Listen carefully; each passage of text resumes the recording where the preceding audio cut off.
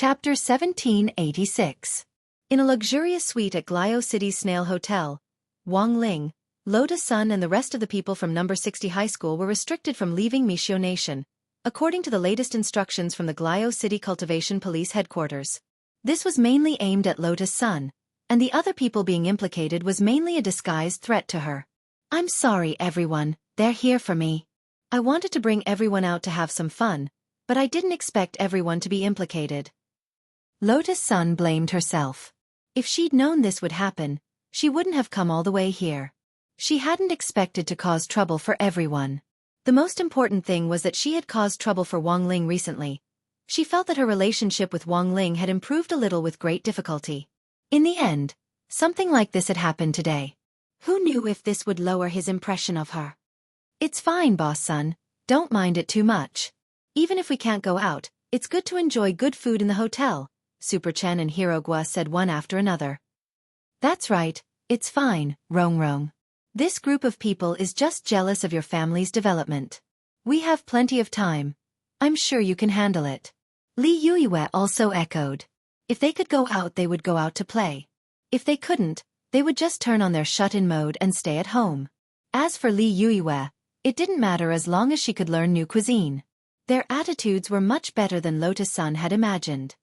"Thank you for trusting me. I'll resolve this problem as soon as possible." Lotus Sun smiled with relief, then turned to look at Steward Lin next to her. "Uncle Lin, what's the situation now? Can we see the truck driver?" "We're still in communication." The Glio City Cultivation Police Headquarters said that they're still investigating. They've already arranged for a lawyer to meet with the truck driver, but the situation doesn't look good. It's possible that we won't be able to see him at all. Steward Lin frowned. It was clear that this group of people had come prepared, and had deliberately arranged for this to happen by forcibly detaining them. Furthermore, this was a serious crime. If they didn't think of a way to clarify the facts and used other means to slip out of Mishio Nation's territory, it might lead to deeper misunderstandings, and it would have an extremely negative impact on Huaguo Water Curtain Group and Battle Sect in international public opinion. Wang Ling was naturally aware of the stakes in this matter. He didn't blame her in his heart, because all of this was just an irresistible trend. Back then, he had vigorously pushed Grenade-throwing Senior Immortal to establish Battle Sect and supported the latter's cooperation with Huaguo Water Curtain Group because he wanted to use Battle Sect as a cover for himself. Now that Battle Sect was growing stronger and stronger, and the attention of cultivators all over the world was focused on it, Wang Ling had expected to encounter a backlash in Glio City. It was just that he hadn't expected the other party to use this kind of method to forcibly detain them. He thought about it carefully for a moment. It seemed that Western cultivators were very popular to use this kind of hostage diplomacy method. No matter what, they had to put a label on you first. As for other things, they could slowly negotiate until one side completely gave in. However, there was no evidence to support this claim. It was the same for the cultivation police in Glio City accusing Lotus Sun of murder. From beginning to end, there was only the truck driver's false testimony. Right now, the worst-case scenario is that truck driver. He's the only witness. If we can't prove that he testified, it'll be hard for us to prove our innocence. Also, if something happens to the truck driver, it'll be even harder for us to explain ourselves. Feng Xing rubbed his chin and analyzed calmly. "Classmate Feng is right." Steward Lin nodded. "So our Huaguo Water Curtain Group has also applied for a witness protection order, but it's hard to say whether the cultivation police in Glio City will enforce it. These people are xenophobic to begin with. They probably won't listen to us, right?" Hirogwa sighed. "I just asked an uncle of mine who works in the cultivation police in Glio City. We were clearly on good terms before, but he didn't tell me anything this time. He told me to stay put, and said that he'd find a way for me to get rid of his connections and return to China." "You actually have a foreign uncle?" Everyone was shocked when they heard this. "Back then, my grandmother had more than 30 children, and my father was the 15th in the family. Now that the Guo family has expanded, my uncles are naturally all over the world." Hearing this, Steward Lin stared blankly for a long time before he continued. "Classmate Guo, you're really amazing, but your uncle has his own concerns about not telling you more. Because the power structure in this matter is too complicated. According to the information I've received so far, Glio City's Crimson Orchid Association is leading this matter. This is the largest local mafia, and has several excellent mercenary groups. The president of Crimson Orchid Association, Levis, used to be a famous captain, but he once blocked a giant ship in the canal, causing a huge traffic jam that caused huge economic losses around the world. Later, Levis was fired, and his family property was confiscated as a punishment. His family broke up, and he was thrown into Glio City's prison. Who would have thought that he would make a comeback in prison? And now he's the president of Crimson Orchid Association. But if he's the boss of a mafia, will the authorities in Glio City listen to him obediently? Feng Xing said. That's why things are troublesome. Steward Lin said, it's very likely that the church in Glio City is involved in this matter. In Glio City, the church is the true symbol of power. If the church steps forward and demands that the cultivation police headquarters punish them, we won't be able to do anything even if they're being unreasonable. But what I don't understand now is why our Huagua Water Curtain group is being targeted by the church, since we've never had any grudges with them. Could it have something to do with Tengu? At that moment, Wang Muyu raised his hand obediently. Wooden Fish's judgment is correct. And this was exactly what Feng Xing wanted to say. It doesn't make sense for the church to intervene when there's no grudge between them. The only possibility is that Tengu's people might be in the church. They tried to kidnap student Lotus Sun previously, but failed, and tried to shoot down the immortal boat with a missile on her way to Glio City, but failed as well. Now that student Lotus Sun has come to Glio City, it's like putting a bird in a cage. Naturally, they won't miss this opportunity. We'll handle Miss Rongrong's matter. Compared with Miss Rongrong, I'm more worried about your safety, Steward Lin said, then looked at Wang Ling and Wang Muyu. Steward Lin then looked at Wang Ling and Wang Muyu. Before the results are out, student Wang Ling and young master Makujio, please wait in the hotel and don't go anywhere. These mafias are too much. Student Wang Ling and young master Makujio are so cute. If you fall into their hands, you might lose something and be sold off by them. Chapter 1787. Steward Lin knew nothing about Wang Ling and Wang Muyu's situation, so it was very normal for him to be worried. Wang Ling sighed deeply in his heart. He actually hoped that this bunch of people would come looking for trouble with him, because then he would be able to bear witness to who was causing trouble for whom. Compared with all this, Wang Ling realized that he was more concerned about Wang Muyu. For some reason, he felt that this little guy, who had caused him so much trouble before, had a particularly magical affinity with him. Although the little guy was strong, he was inexperienced, and Baijia's remote control had given him quite a scare. Wang Muyu, who had combined the 10,000 dragon gene, had limitless potential. But while he was strong, Wang Ling knew that Wang Muyu wasn't fully developed yet. As for Baizhi, it was clear that he wanted to use the powerful ability of his moonlight dragon form to take advantage of the time difference and snatch the little guy back to him. But now that the little guy was so close to him, it wouldn't be so easy to snatch him back. At that moment, many thoughts flashed through Wang Ling's mind. To be honest, he didn't know what would happen next, and could only wait and see. It wasn't easy for everyone to come out, so I think Uncle Lin shouldn't worry too much. These people just want to trap us inside Michio's territory, and then use us as bargaining chips in negotiations with Battle Sect and Huagua Water Curtain Group. They won't pose any threat to us. At that moment, Lotus Sun said, it wasn't easy for everyone to come out, it's too boring to stay in the hotel. Miss, they're targeting you so they might not do anything to you, but the others? It's fine, Uncle Lin. Actually, my Shifu also secretly followed us, and will protect everyone at all times. Wang Ling understood. This Wang Meili, who had been fabricated by Lotus Sun, had now become the new scapegoat for Odd Zhua for the operation in Glio City. It had to be said that Wang Ling felt that Lotus Sun's move was quite clever, and seemed to have a miraculous effect, as the people hiding behind the heavenly dog in the form of Buddhist sea demon reacted further. There were indeed ancient ones in Battle Sect. But the only ones that Wang Ling had released so far were Li Xian and Zhang Zidi. The rest of the ancient ones numbered more than 10,000, and they were all locked up in the Supreme Corpse winding painting in Wang Ling's possession. If all of them were summoned, an army of ancient ones would be enough to flatten the entire universe and conquer any corner. Thus, Wang Ling had always been suspicious. In the past, Dao ancestor Wang had found all sorts of strange excuses to use the Supreme Corpse painting to suppress the primordial immemorial beasts, collecting them like they were part of his collection. Could it be that besides protecting these primordial immemorial beasts, He also had a purpose of preparing for war? But this was just his wishful thinking. At that moment, Steward Lin's greeting interrupted Wang Ling's wandering thoughts. Very well, Mr. Wang Ling, and all the students present. If you want to go out, please don't go out alone. It's best to look out for each other. Also, don't go to places that are too far away or remote. It should be safer to stroll around crowded shopping malls. Although the forces in Glio City were complicated, they didn't dare to make a move in broad daylight. Does everyone understand? Yes, Uncle Lin. The others imitated Lotus Sun's address and shouted. The next day, January 4th, Sunday morning, Wang Ling realized that the news of Lotus Sun's detention had already spread on the internet, and this operation led by the Church of St. Peter had given rise to a whole new reaction.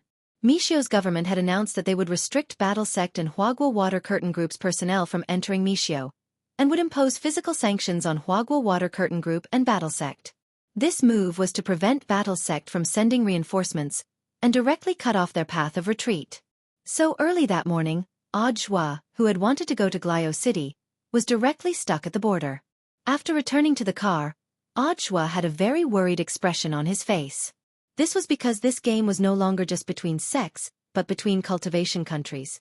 If either side took a step back, the other side would take a mile after taking an inch. Even Zhua couldn't see how this would end. Shifu, how's the situation? Zhou Zi asked in the car. I've been restricted from leaving the country. Not only that, a lot of people in Battle Sect have been restricted as well.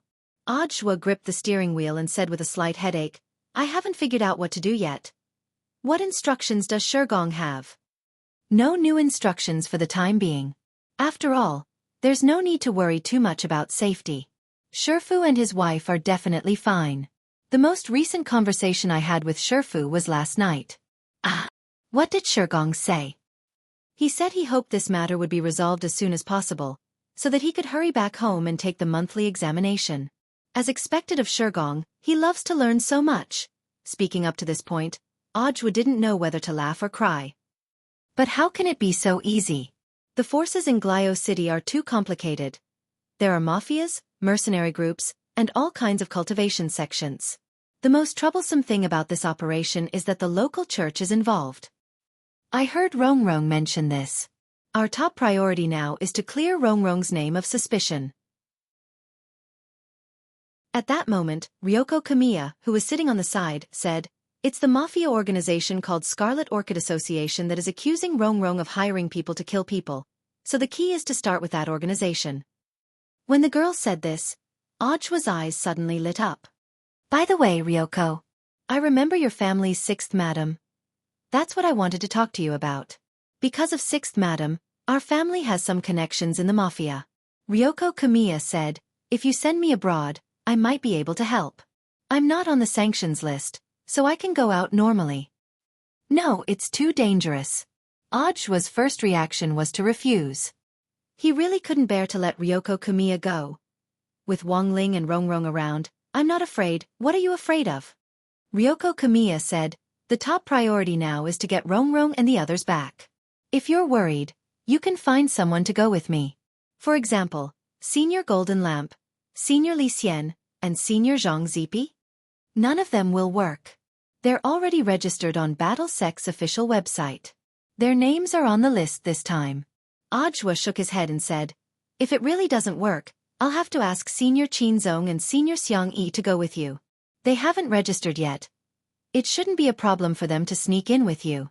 Also, you have to arrange an identity for them. That's easy. I'll arrange it right away. Ryoko Kamiya nodded. She was about to take out her cell phone to contact the relevant personnel when she saw Zhua slowly stretch out his hand, and an emerald green bamboo sword suddenly came into view. Ryoko, I'll lend you this sword now. Glio City is very complicated. If you're alone, you can protect yourself with this sword. Chapter 1788. Seeing that Zhua was going to give her advance for self-defense, Ryoko's nose immediately turned sour. What will you do if you give it to me? I'll be fine. Senior Golden Lamp, Senior Li Xian and Senior Zhang Zipi can't get out anyway, so they'll be responsible for my safety. The most important thing right now is you. Ajwa took Ryoko's hand and then kissed her gently on the forehead. Glio City is very complicated.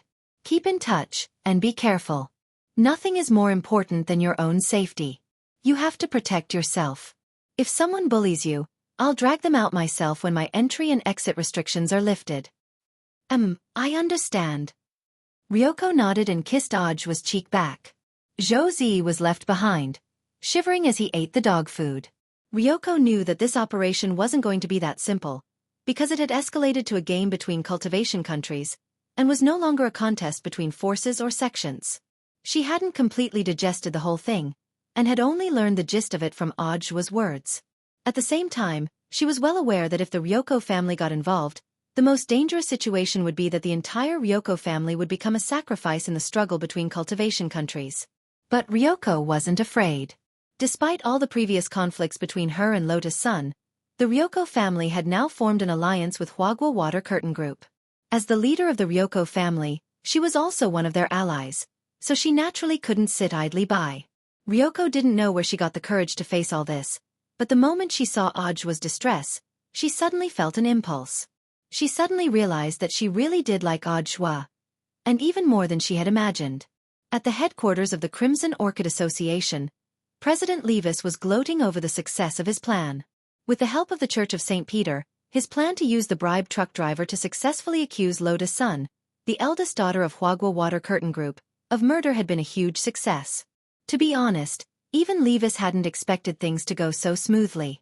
I knew the church was strong, but I didn't expect it to be able to cover the sky with one hand. In the president's office, Levis smoked a cigar as he unabashedly praised the church's nun Ali, who was under Tengu's command. This is just the initial cooperation. If President Levis is interested in the Tengu, you can become a member of the Tengu. Nun Ali smiled lightly. Levis laughed out loud. It's not impossible to join the Tengu, but I'll have to think about it. After all, I had never wanted to be a dog before. But now, it seems that having a strong backer behind you is also a kind of fun. Compared to that, I'm more curious about what Tengu will do next. Also, who is the great senior behind your heavenly hound? As for the seniors standing behind us, we'll know once guild leader Levis thinks things through and joins us. Sister Ali replied expressionlessly, but we can share our next action plan with you unconditionally. Tell me about it. As far as we know, the conflict between the Crimson Orchid Association and the Hwagwa Water Curtain Group is nothing more than the snail shell's unwillingness to pay the protection fee after it changed owners. As a result, the Crimson Orchid Association has lost an economic chain that can continuously receive funds. Then, does President Levis know why the Hwagwa Water Curtain Group suddenly bought the snail shell, and why the young lady of the Hwagwa Water Curtain Group suddenly came all the way to Glio City? Levis frowned at these words, and he chuckled. It's not strange for the young lady of a financial group to want to go anywhere. She's still studying at a cultivation school called Number 60 High, but she suddenly ran overseas at this time.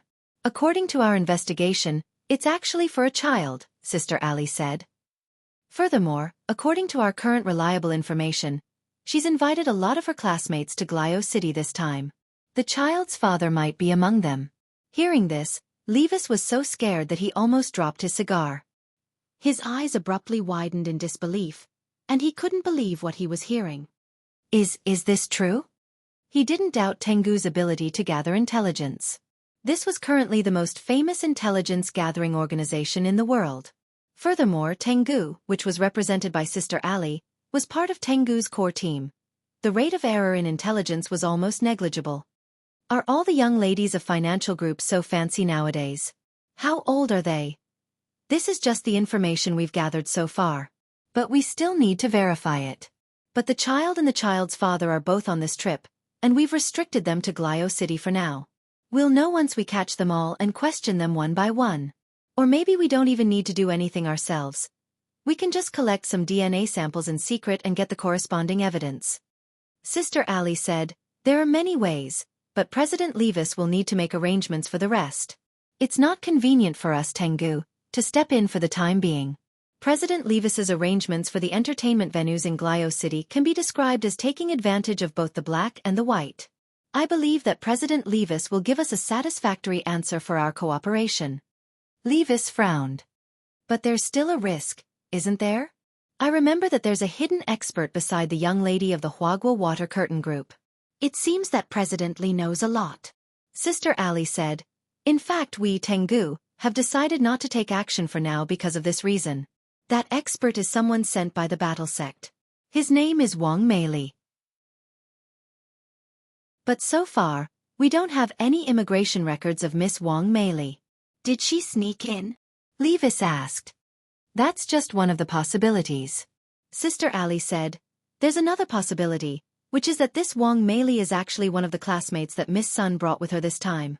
In other words, President Li's next mission is not only to find the child's father, but also to help us lure out the hidden Miss Wang Meili. It doesn't matter if she sneaks in or hides inside. President Li, you must catch these two wolves. I'll try my best. Levis smiled. He didn't expect that this situation would turn into a werewolf massacre in the end.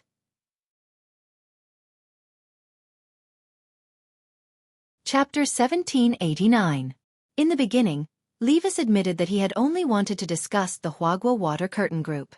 He knew that the Scarlet Orchid Association's strength was not enough to topple such a huge organization that was gaining momentum. Moreover, it might bring about a disaster of death. Therefore, he could only think of ways to discuss the other party and find a way for the Scarlet Orchid Association to survive in Glio City. But now, with the involvement of Tengu's forces, with the support of the largest cultivation country, all kinds of forces swarmed in. The clergy of the church, the cultivation countries. All of them revolved around the grudge between the Crimson Orchid Association and the Huagua Water Curtain Group. Compared to simply disgust people, there was nothing more exciting than watching a huge financial group fall like a sun that had lost its energy. Moreover, Levis thought that moving to the Huagua Water Curtain Group would definitely cause a chain reaction, and even the battle sect would be affected. A financial group and a super sect. Just thinking about the scene of both sides falling gave Levis a thrilling feeling. This battle was no different from the 6 major sects besieging the Light Summit. The only difference was the ending. Levis thought that they had a high chance of winning. The Scarlet Orchid Association had developed in Glio City for so many years, relying on illegal transactions to accumulate their capital. In these 2 years, Levis had gradually realized that this was not a long-term plan. If he wanted the Scarlet Orchid Association to develop in the long run, he had to slowly get rid of the mafia and start transforming. And now, in front of him was a great opportunity. With Tengu's influence and spies all over the world, if he could perform outstandingly in this operation, the Scarlet Orchid Association could be cleansed under his leadership. Ali, do you know why I've been making arrangements in so many industries all these years? Levis took a deep breath and stood in front of the large floor-to-ceiling window, looking at the drizzling rain outside. Tengu, you know everything. Sister Ali said expressionlessly. President Levis, as long as you cooperate with us sincerely, helping the Scarlet Orchid Association transform is a piece of cake. All right. Since it's not convenient for you to show up for the time being, I'll do the hunting and fishing for the wolves. Levis looked at Sister Ali and said in a low voice. But this will be the last time. Of course. Sister Ali nodded. I just hope that President Levis will not be swayed. Wavering. Levis smiled. Don't worry. I'm a mature businessman. Will not do the treacherous thing. The Crimson Orchid Association has developed for so many years, but I am the only leader. My brothers are all willing to follow me. Sister Ali should know what kind of person I am. Of course. I don't mean anything else. I'm just reminding you. Sister Ali said, as far as we know, the eldest daughter of the Kuya family, Kuya Ryoko, is already on her way to Glio City. Because she is not a member of the war sect, she is not restricted from entering the country. Oh, it's her. Levis suddenly realized. I have some impression of this little girl. Rumor had it that she had a falling out with Miss Sun of the Huagua Water Curtain Group. Later, the two families formed an alliance. I thought they were just putting on a show to stabilize their stock prices. I didn't expect Miss Jiogong to be willing to wade into these muddy waters. That's not surprising, according to the intelligence we received. Miss Kamiya Yoshiko and a core member of the battle sect are Dao companions, but as for who it is, we are still investigating. Understood. Levis nodded. He already knew what was going on. In his eyes, this was just a little girl. Whether it was the Kuya family or the Sun family, no matter how strong these two financial groups were, Glio City was their territory.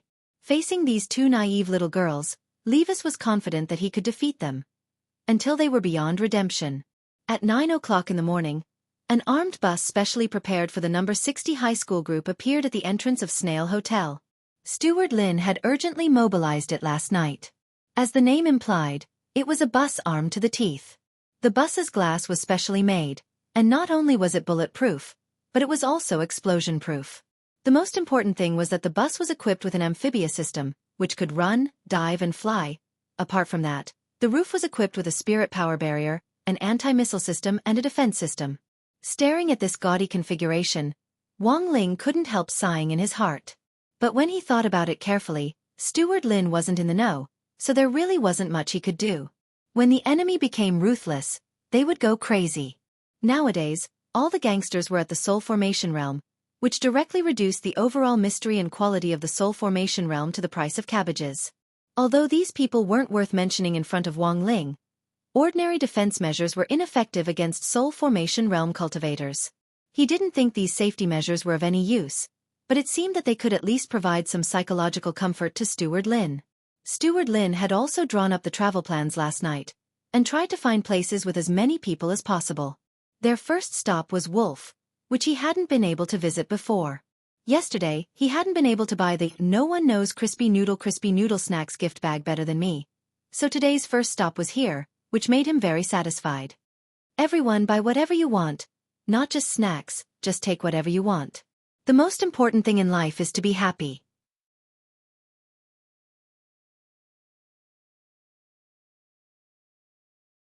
Chapter 1790.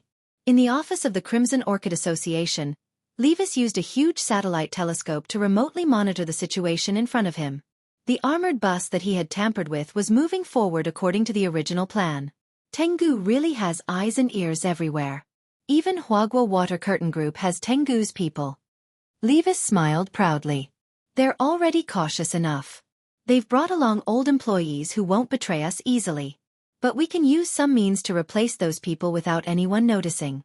Imitate their daily habits and looks. No one will be able to tell. Sister Ollie said. In another 20 minutes, they will follow the navigation system I deployed and directly cross that area, Levis snorted.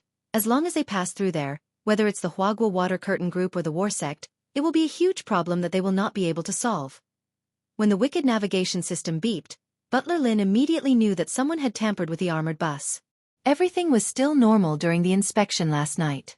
He even personally tested the navigation system to ensure that everything was correct before getting out of the car. Moreover, he had arranged for the commissioner of Huagua Water Curtain Group to protect him throughout the night. When Steward Lin thought of this, he suddenly had a flash of inspiration. If the weaponized buses system was still modified under such circumstances, it could only mean that there was a mole from Tengu among the two employees he had arranged to keep an eye on him last night. Steward Lin face-bombed. He never thought that this trip abroad would not only turn into a confrontation between the cultivation countries, but also a spy war. Isn't this a bit too exciting? Miss and students, don't worry. I'll stop the car right away, Butler Lin said. There's no hurry, Uncle Lin. The bus can stop at any time. Right now, the most important thing to figure out is why they tampered with the system, Lotus Sun said. Butler Lin slapped his forehead.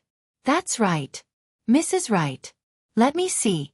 After saying that, he stared fixedly at the route on the screen of this wicked navigation system and frowned deeply. I remember this direction is Michio's Cultivation Army Garrison Base in Glio City? Oh no. It seems that they want to force our armored bus into the military base. When the time comes, they will exaggerate and report this action, and it will be interpreted as a provocation. The problems we are facing will become international disputes. And you're even on the side of disrespect. The other party's methods were more sinister than he had imagined. He had come to Glio City for 2 days just to use his world snack voucher. In the end, the mastermind behind all this wouldn't even give him this chance, which was already unbearable for him. He had never advocated making the first move, but at this time, he felt that he had no choice but to issue a warning to the other side. Dad! At that moment, Wang Muyu transmitted his voice to Wang Ling. He deliberately called out to Wang Ling, but realized that Wang Ling had no intention of responding. He knew what was going to happen next. It was obvious that Wang Ling was going to make a move. Wang Muyu was sitting on Wang Ling's lap. Although he couldn't hear the voice in Wang Ling's heart, he could feel the anger emanating from this crispy noodle maniac daddy's slightly trembling fingers. Then, Wang Muyu sensed a deep light flicker in Wang Ling's king's eye. This was a kind of eye summoning ritual, as if something terrible was being summoned. Sigh. This group of people, why did they have to provoke such a monster? Just as the armed bus was less than 10 kilometers away from the garrison base, the ground started to shake, and an enormous, unscalable black mountain rose up from the cracked earth in front of them, roaring incessantly. What is this? Everyone in the garrison base was shocked when they saw this scene. They were all outstanding soldiers with strong enough mental fortitude, but in the face of this sudden situation, they still couldn't help their legs turning to jelly. This giant beast, which had been born directly from the earth, was too terrifying. Its pitch-black back was like a row of mountains, and it flickered with a demonic light. Roar! The tremendous roar created a hurricane that blew everything in front of it into the sky. The ground cracked open, and countless trees were uprooted as they swept across the land in front of them. What is this? Steward Lin and the rest of the people on the bus were stupefied as they stared in shock at the giant beast in front of them attacking the garrison base. On the bus, everyone was discussing the situation. Is it a demon beast? No way. Didn't the demon world coexist peacefully with us now? It's definitely not a demon beast.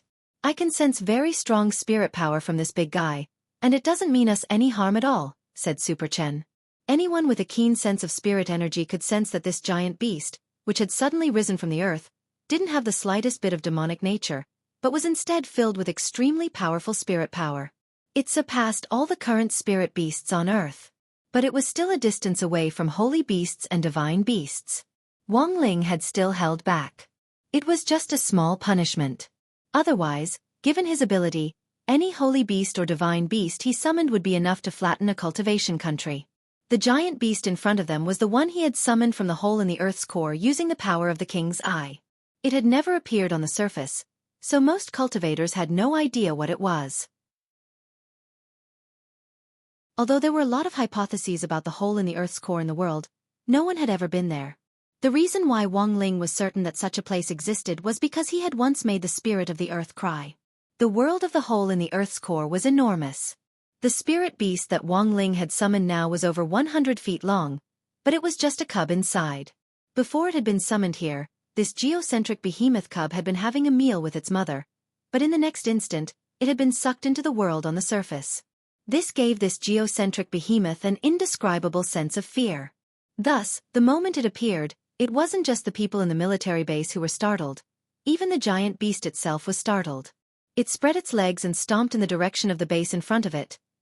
In that instant, the entire Mishio cultivation military base in Glio City panicked. Although Wang Ling's armed bus had already appeared on their radar signal, it had now been completely overshadowed by this giant beast that had suddenly appeared. Hurry and report to the colonel.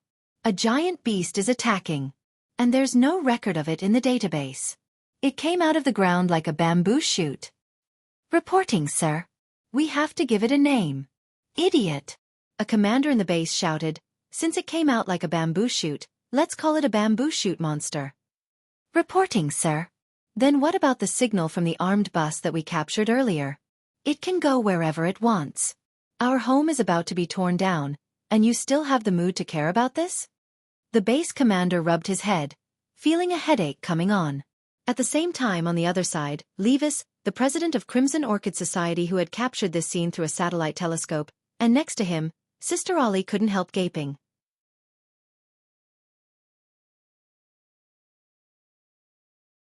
Chapter 1791. The sudden appearance of the geocentric behemoth plunged Glio City into an unforeseen event. Pure blue energy surged from its body, and its mountain-like back flickered continuously, giving off a savage aura. Powerful spiritual pressure blotted out the sky and earth, and apart from Wang Ling's side, everyone on the ground was under immense pressure. A catastrophe was coming, and the garrison base had no choice but to react quickly to defend itself.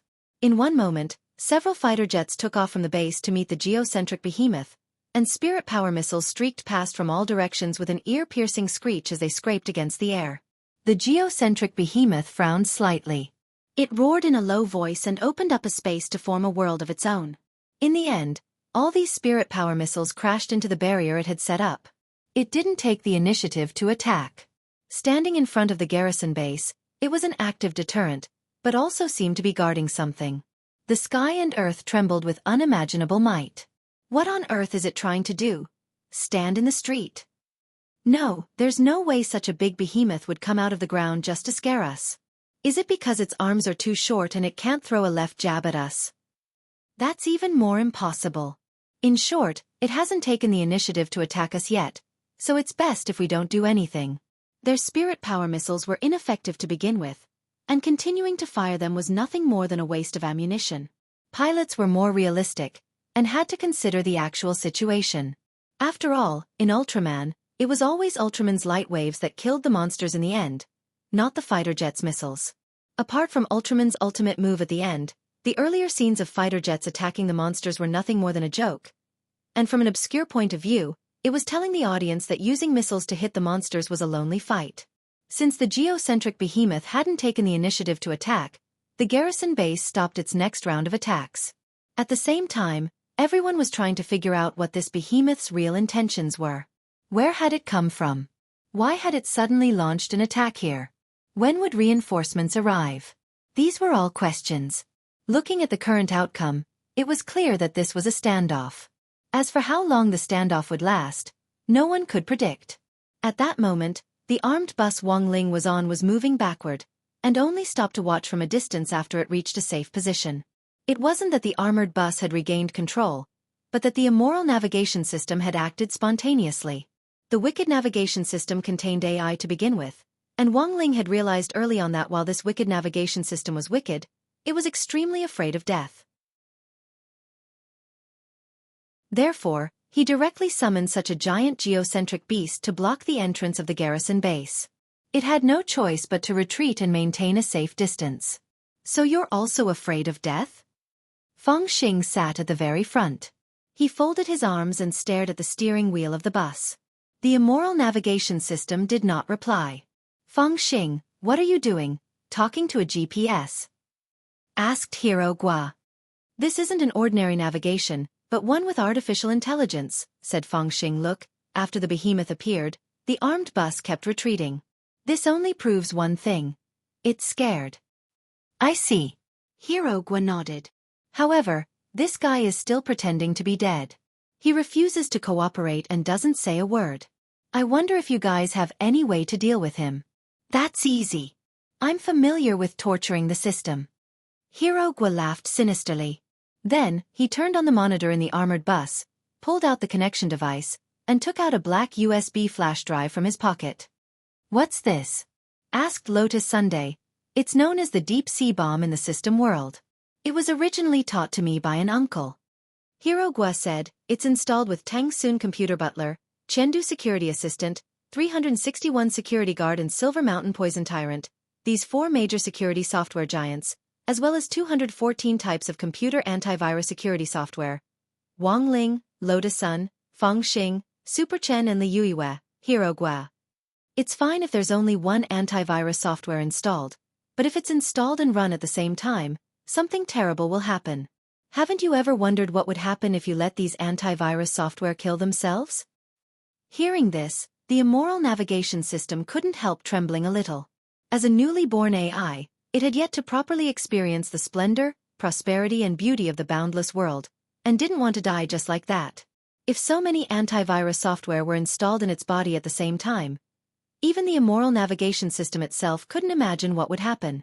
If that really happened, these antivirus software might directly follow the system and cause its core to collapse. Too terrifying. Woo woo woo. These people had no hearts. Were they all demons? Just as Hero Gua was about to insert the USB drive, the immoral navigation system finally couldn't take the pressure and said, Wait, young hero. Let's talk. Don't do it. If you insert it without a care, I'll die of pain. Everyone, the immoral navigation system. I'll tell you whatever you want to know. As long as you don't stuff weird things into my body. That's right. That's right. It's Crimson Orchid Association who ordered me to do this. The president is called Levis. He's also my dad. Dad. Because he's my developer. He has several wives and leads a promiscuous life. He's an out-and-out PUA scumbag. Young heroes, please be sure to annihilate him. Everyone in the armed bus was horrified. Good heavens! A benevolent father and a filial son. At the same time, a man with long blonde hair and wearing a dark blue uniform and white trousers appeared on the horizon. His clothes fluttered in the wind as he trod on the wind. Reinforcements are here. It's General McCarthy. Someone at the garrison cried out in alarm. This was the army general of Michio's main cultivation army. McCarthy. He was a legendary figure in Michio Nation. He was famous as a strategic commander genius who had never lost a battle in his life. He had reached true immortal realm a long time ago, and had cultivated to the peak of 9th peak. Now that Earth had upgraded, there were no longer any restrictions on his combat strength, and no one knew how high this legendary general's realm had risen. Evil creature. He descended from the firmament, his whole body radiating a golden light like a sun god, and there was a kind of arrogance in his eyes.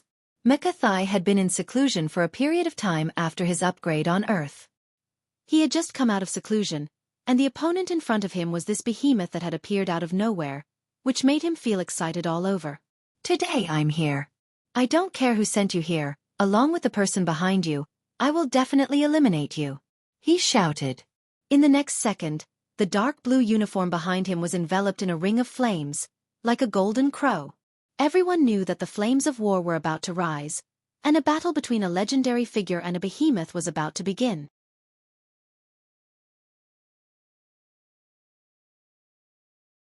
Chapter 1792.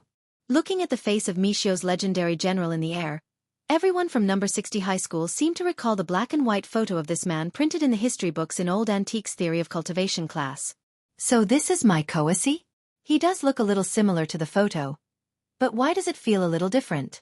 He looks a lot younger. Li Yuiwei covered her little mouth in surprise.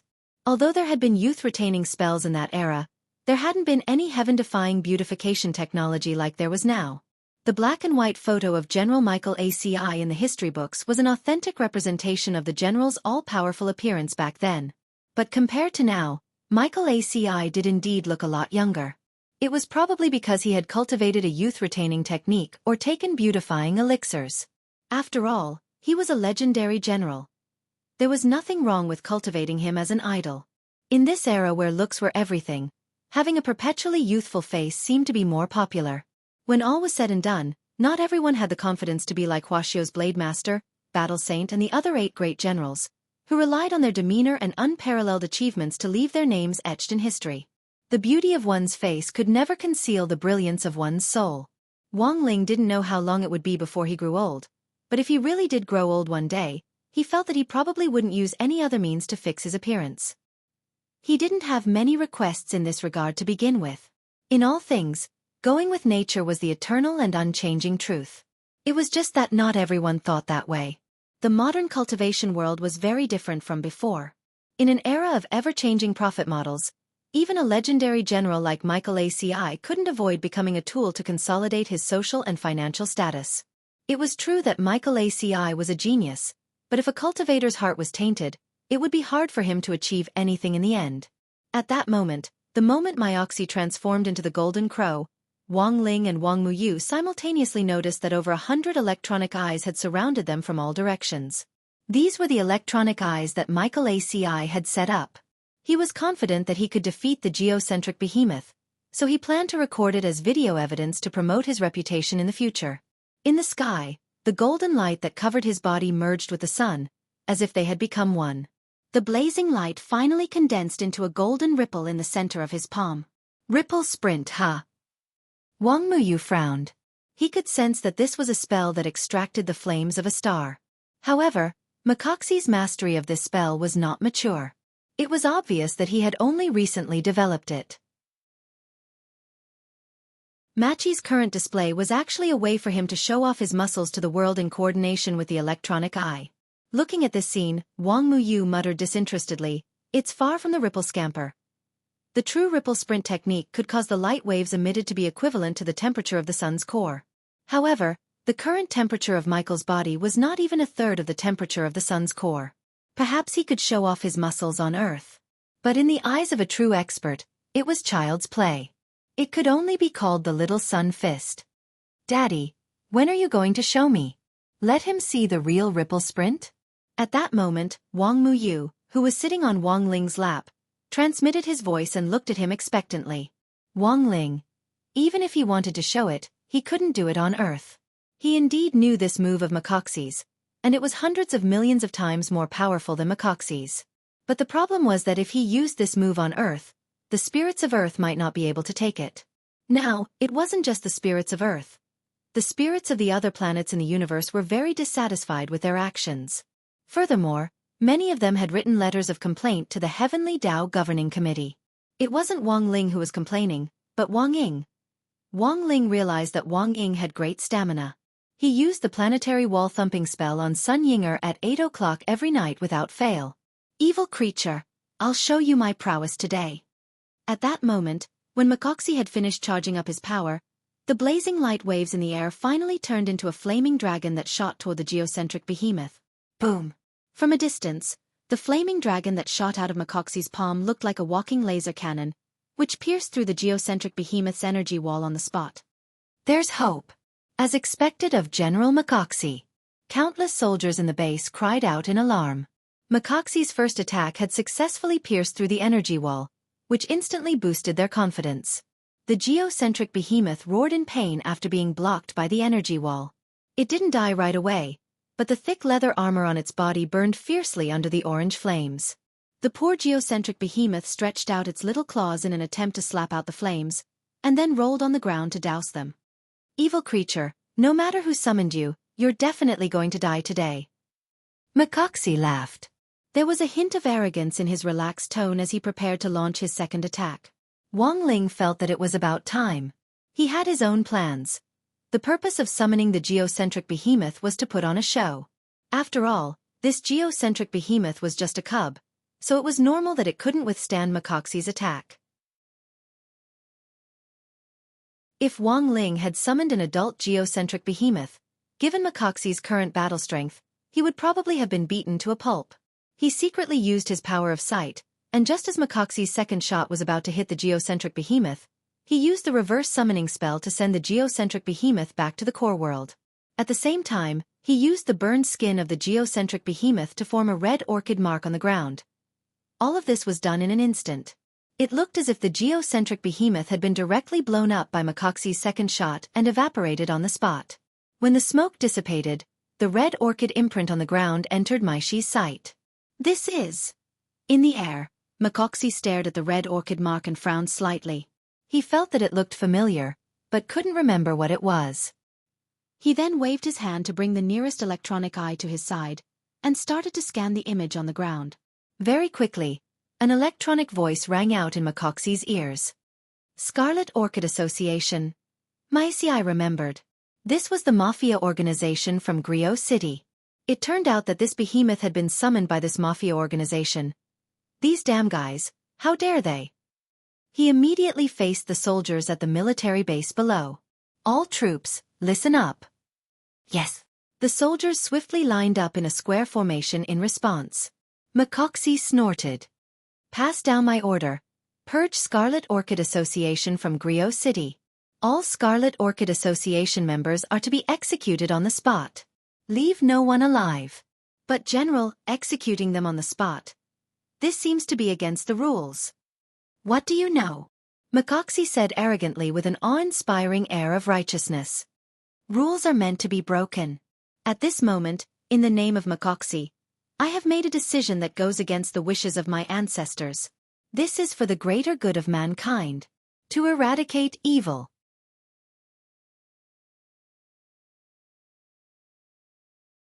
Chapter 1793. Because of Michael Assey's sudden attack, the entire Tengu of the Wisdom Tree fell into temporary chaos. That lunatic Michael Assey, he's actually going to make a move on Scarlet Orchid Association. Doesn't he know that Scarlet Orchid Association is acting on behalf of the church? Furthermore, Levis is the representative of Scarlet Orchid Association to accuse Lotus Sunday. If he's killed, the accusation won't stand. As the highest-ranking Tengu present, Lord Ba, who wore the 8-star Jason mask, was also twitching slightly under his mask. He had always kept his cool, and rarely trembled in anger. But at this moment, he had to admit that he was infuriated by Michael Assey's miraculous operation. "What should we do, Lord 8? How should we deal with this matter now?" someone asked. Lord Mina took a deep breath and did his best to adjust his emotions. Then he slowly said, "Although Michael Aci is an out-and-out scoundrel, we can't directly clash with him for now. Generally speaking, Michael Aci wouldn't be able to interfere in this matter. He was the commander-in-chief of the main cultivation army, and the army headquarters wasn't in Glio City. Judging from Michael Assey's operation this time, he had just happened to be passing by and had come to the rescue. Lord 8 had never expected Michael Aci to actually interfere in this matter. Our Tengu has spies in the army, but Michael Aci is very cunning. He's always been on guard when it comes to counterintelligence work.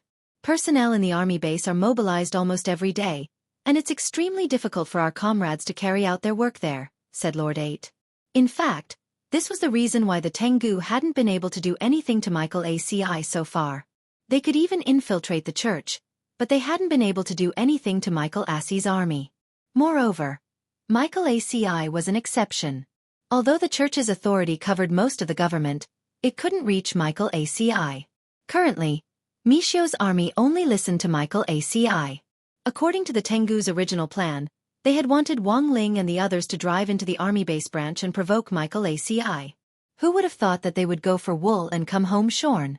Instead, Michael Aci had set his sights on Scarlet Orchid Association, which was currently on the church's side and working with them. Come to think of it, why did that giant beast turn into Scarlet Orchid Association's logo after it died?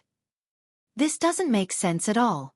However, the Tengu were not in the mood to think about these problems.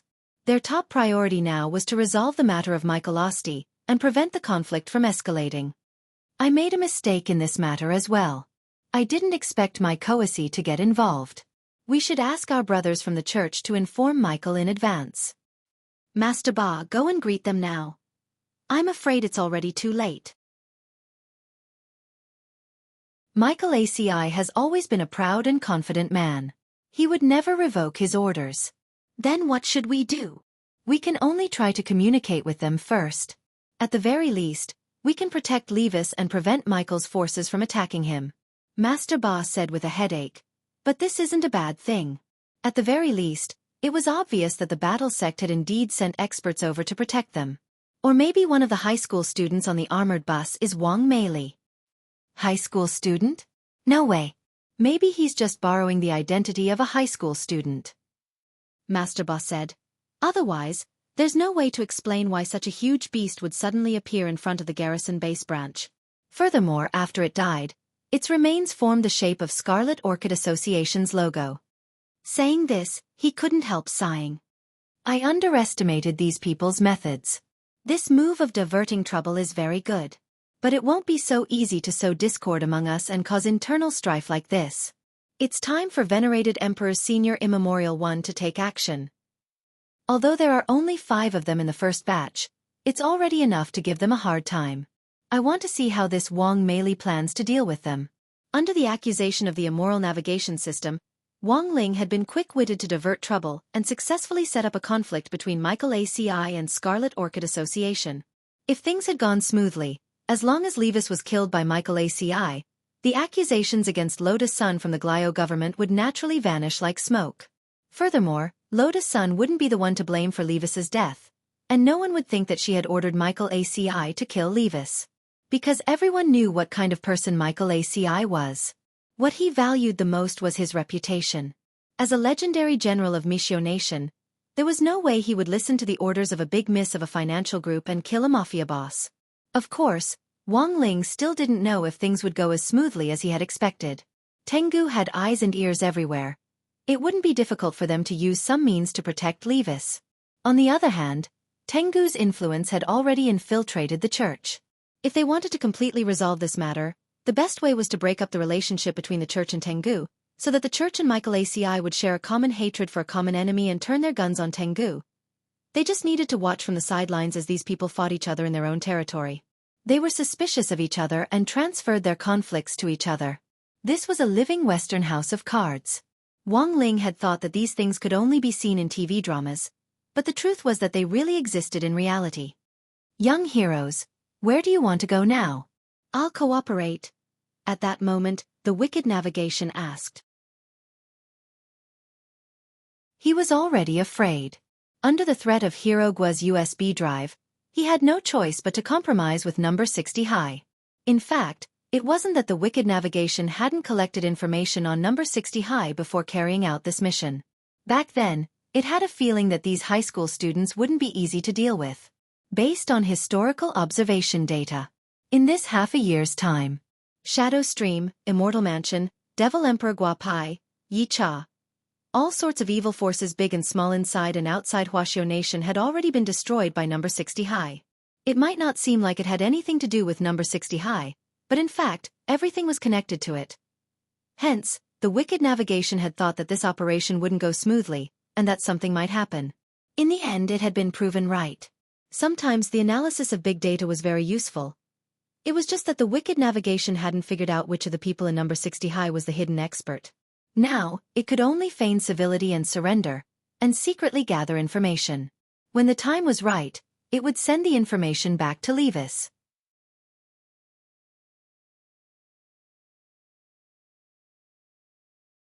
Chapter 1794. The wicked navigation took a moment to fill in the blanks. It thought that its fake surrender wouldn't be detected, but as an AI that already had the ability to think, Wang Ling would still be able to hear every single one of its little schemes. It wasn't just Wang Ling, everyone, including Wang Muyu and Lotus Sun, knew what the wicked navigation was up to. However, they were smart enough to pretend that nothing had happened. Daddy, is this navigation system stupid? Wang Muyu sent a voice transmission. To be honest, Wang Muyu was speechless at the immoral navigation system. It was just a navigation system. Even if it was made into an anime, it wouldn't have any image. At most, it would just find a voice actor.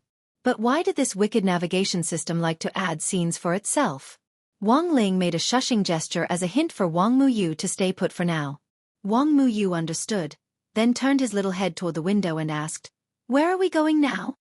"Of course we'll act according to the original plan," Lotus Sun said, "and I just received a message that Yoshiko will be here soon." "Is it Miss Kumiya Yoshiko?" Li Yuiwe was shocked and immediately complained. "He came to our class a while ago. She came in as a transfer student, but she didn't even go to school for a few days. I thought she dropped out." "I didn't quit school. But there are some things that I haven't finished yet." Lotus Sun smiled awkwardly. "After going to the mall, we'll meet up with Yoshiko. We've already agreed on the location." "Where?" Superchin asked. "Glio City's landmark, the Starry Sky Tower. Opposite us is another landmark, the Wisdom Tree," Lotus Sun replied. In fact, she did not expect Kamiya Ryoko to take the risk to help her this time. But it was all thanks to Ryoko Kamiya. This was how he had helped her bring back something very important from Huaxiao Nation. That was the Grey Sect Leader's token. Before getting up, even Lotus Sun herself hadn't expected that the Grey Sect's forces had already expanded to Glio City. Before she set off, in order to better manage the Grey Sect in Huaxiao Nation, she had temporarily given the sect leader's token to Ryoko Kamiya for safekeeping. And now, Kyuya Ryoko had brought the sect master's token over. This also meant that she would have the ability to control all the Grey Church members hiding in the dark in Glio City. The Tengu's intelligence network was indeed extensive. However, they had left out the Grey Church, an organization of cultured people established for the purpose of literary discussion. So what if it was the church? In this day and age, who wasn't a sect master? Lotus Sun already had a comprehensive plan in mind. It wasn't easy for her to travel abroad with Wang Ling. It was all because of Tengu that her plans had been completely ruined. This time, she had to wipe out this hateful organization once and for all. Wang Ling. The wicked navigation smoothly parked the car in the basement of Wool Wolf Supermarket, but Feng Xing and Steward Lin decided to stay in the car. "Hey, Feng Xing, you're not going?" "I can freeload." "It's free." Hero Gua asked. "It's fine, I've already told Super Chen what I want to buy, and he'll buy it for me. The GPS isn't honest, so it's safer for Uncle Lin and me to stay here and watch over it." Fong Xing smiled, the same sunny smile on his face that didn't look out of place. He indeed didn't trust this wicked navigation, so he had casually given Super Chen a list in the car just now and indicated that Super Chen would buy it for him. Don't worry, I'll buy everything you want for you. Super Chen thumped his chest and said. Then, the group got out of the car in high spirits. After several twists and turns, Wang Ling was finally going to buy the limited edition crispy noodle snacks he wanted. And for some reason, he was a little moved. Woolwolf was the largest supermarket in Glio City, and at the same time, Glio City was famous as a cultivation technology demonstration city in Mishio Nation. Even the things sold in the supermarket were full of the aura of science and technology. After buying the no one knows crispy noodle snacks better than me gift bag, Wang Ling followed the others around the supermarket. Little brothers, would you like to try out our latest product? After installing the quantum fake eye, you'll get twice the results with half the effort. And most importantly, it can quantify your fighting strength. The female saleswoman introduced the product with a smile on her face. Then how do we use it? Don't tell me you want us to gouge out our eyeballs and put them in? Hero Gua asked. That won't happen, little brother. All cultivation machinery and equipment are dismantled and installed for a lifetime free of charge. There are related stores all over the world. You'll be able to use the lifelong security code built into the cultivation machinery and equipment to authenticate it. The saleswoman said, this quantum artificial eye is the latest product from Shouchong Technology Group. Wait, madam, can you say that again? What corporation? For a moment, Lotus Sun thought she was hearing things. Shouchong Technology Group, the work of teacher Shouchong, a very famous scientist in Huaxiao Nation. I heard that the war sect had recently become a shareholder. This quantum artificial eye is the work of Mr. Shouchong and a Mr. Wang Xiao heir. For a moment, Wang Ling felt like he was hallucinating. That was Shouchong and Wang Ming, these two guys, had definitely stolen the technology from the illusory technology city of nothingness. It was just that Wang Ling had never expected these cultivation machinery and equipment to be mass-produced and sold at the speed of light in such a short period of time. Sure enough, in addition to the quantum artificial eye, there were also a lot of new cultivation machinery and equipment on display on the shelves of cultivation machinery and equipment, including mechanical arms and legs and everything else. These things were very attractive to the new generation of cultivators, and Super Chen and Hero Gua couldn't move their legs at once. You said so much just now, but it feels like you still have to take it out. Can I try it out? Hero Gua asked. Of course. The female saleswoman smiled. All cultivation machinery and equipment need to be installed in the body to achieve a 100% effect. You can now experience it through an external device. However, the external device can only achieve a 20% effect. As she said this, the female saleswoman took out a helmet. I've already connected the quantum artificial eye you chose with the perceptual helmet. As long as you put on the helmet, you'll see what happens next through the quantum artificial eye. I see. Super Chen nodded and couldn't wait to take the helmet and put it on. Let me try it out first. Go ahead, little brother. The female saleswoman smiled as she helped Super Chen buckle up the helmet. After you open your eyes, the relevant functions will directly appear in the menu on the right side of your line of sight. You just need to select the corresponding function and follow the system's instructions. Okay. Super Chen rubbed his hands together. After the equipment started up, he only felt a quick hum in his head, and then heard the electronic voice in his head saying, "Connection successful." A large number of functions related to the quantum artificial eye were swiftly displayed on the right side of the menu, just as the female saleswoman had said. Combat strength measurement, quantum speed reading, heat scan, extreme vision, supervision, one click to cast monthly vote, blink to beat Kushuan. Super Chen was dazzled by the dazzling array of functions. There's actually supervision? Super Chen was startled. Is this legal? It's legal in our Glio city. The female saleswoman smiled. Of course, this is a VIP function that requires members to top up. The specific effects of the vision are graded according to the member. King members have full vision. King members and below won't have very good vision. You still need to top up. Super Chen sked. Is there a free experience function? Yes, the combat strength measurement is free. Little brother, you can try it on your friends. Super Chen nodded slightly. Then, in the next second, He immediately focused his gaze on Wang Ling. The data showed that Wang Ling was at the early foundation establishment stage. Super Chen immediately laughed. Hey, Lingzi. It's been half a year since school started. Why are you still only at the early foundation establishment stage? Wang Ling secretly breathed a sigh of relief at this heartless mockery.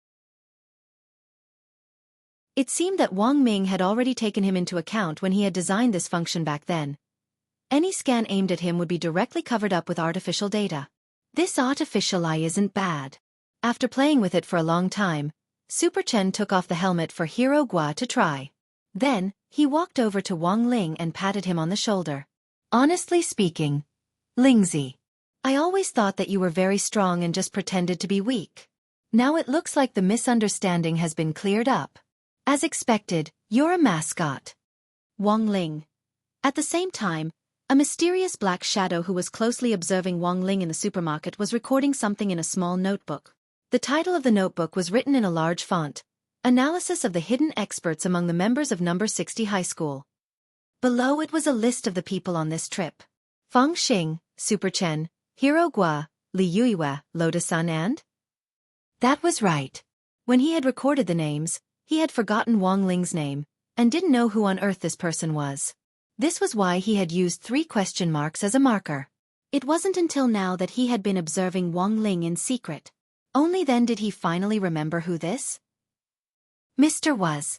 And now, he used his pen to completely black out these 3 question marks.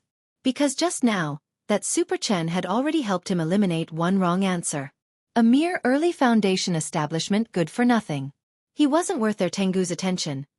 The error-free chapter of the daily life of the Immortal King will continue to be updated on the mobile game bar. There are no advertisements on the site, so please collect and recommend the mobile game bar. If you like the daily life of the Immortal King, please collect. The daily life of the Immortal King mobile game bar is the fastest to update.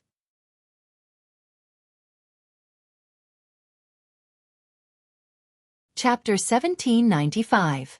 Shopping was always the key to stimulating the secretion of dopamine in humans, especially when it was free, when the secretion of dopamine would rise to a peak. When the number 60 high group arrived at the entrance of the supermarket with bags of all sizes, the cashier was first startled by the mountain of goods behind them. Was this F*** King shopping? Were they sure it wasn't clearance? The cashier was a little shocked, and it took a long while for her to come back to her senses, and she called several colleagues over to help her scan the barcodes. This incident directly alarmed the general sales manager of Volwolf Supermarket, and he immediately took command. They were very skilled, and after scanning the barcodes, they directly put the goods into storage bags one by one. According to Volwolf Supermarket's promotional rules, any one-time purchase of goods worth more than 100,000 yuan could be given a space storage bag repacking service, which was completely free. It took a full half an hour to repack the goods, and in the end, the total amount spent on the display was 269 million yuan. Miss, may I ask how you intend to pay? The sales manager asked as he tried to control his wild smile. I'll swipe my card. Also, I'd like to ask if I can directly buy your supermarket.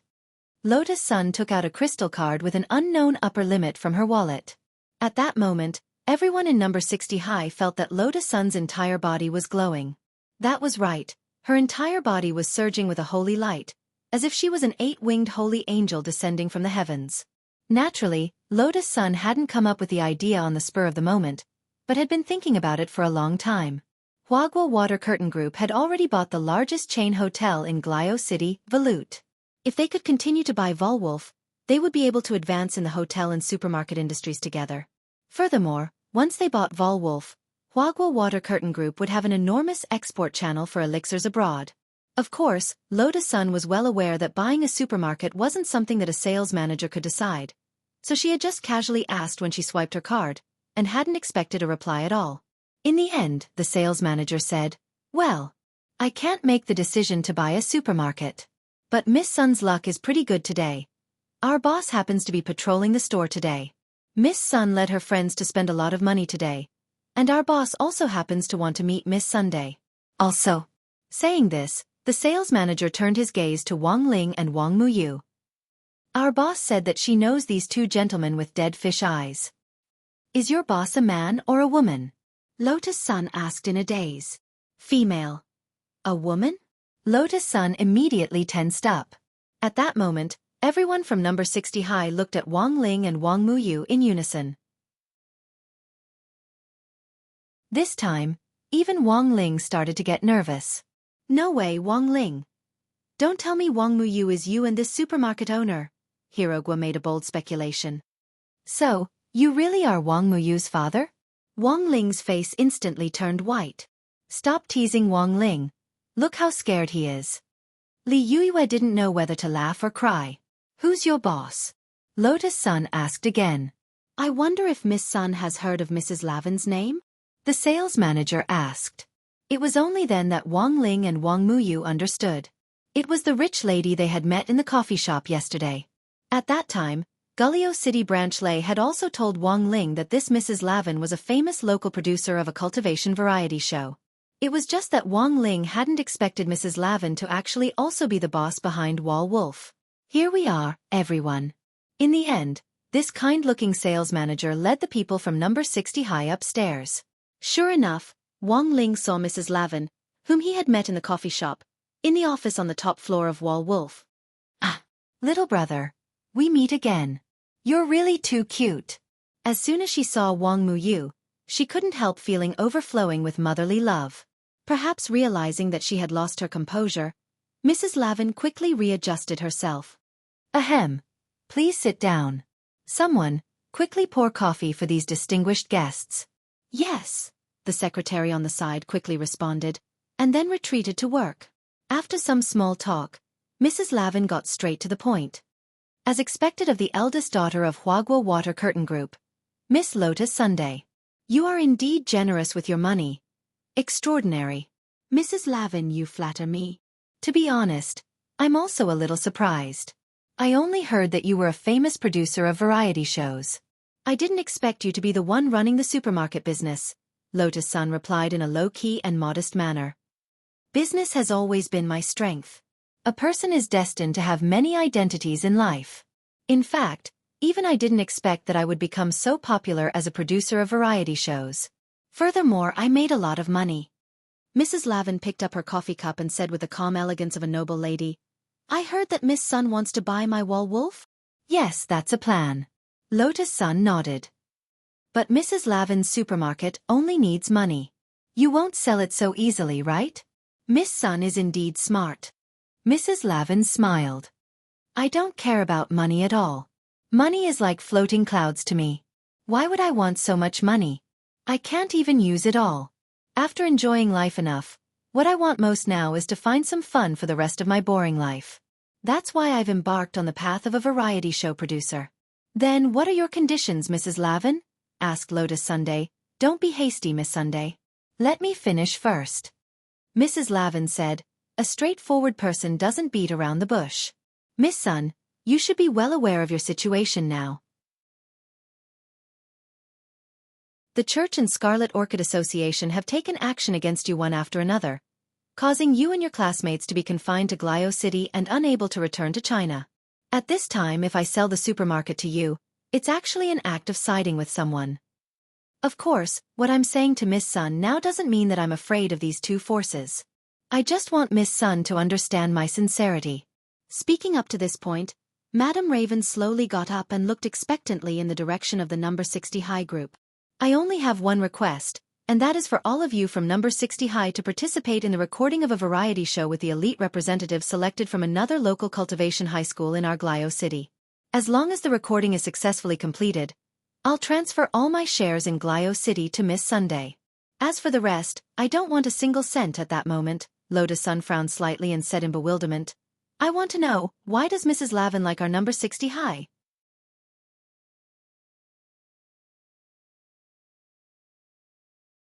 Chapter 1796. I think Miss Sun and all the students present should be very clear on why number 60 high was chosen. Madame Raven covered her mouth slightly with her right hand, which was covered in white lace, and smiled.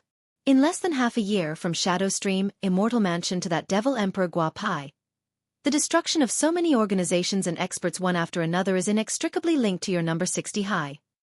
To be honest, it doesn't have much to do with us. It's useless even if Miss Sun prevaricates like this. Number 60 High's reputation has long spread overseas, including in Glio City. Elite high school students who want to cross borders to challenge Number 60 High are eager to try. She smiled. If we hold a variety show challenge between high school students at this time, I believe that the ratings will already surpass all previous ones. I just want a thrill, and I hope Miss Sun won't have any other concerns.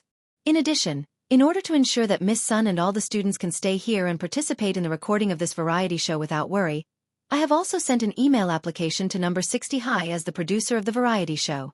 Saying this, Madam Raven fiddled with the electronic wristwatch in her hand, and with a buzz, an email was immediately projected in the air. This is Old Chen's email. It even has Old Chen's school seal.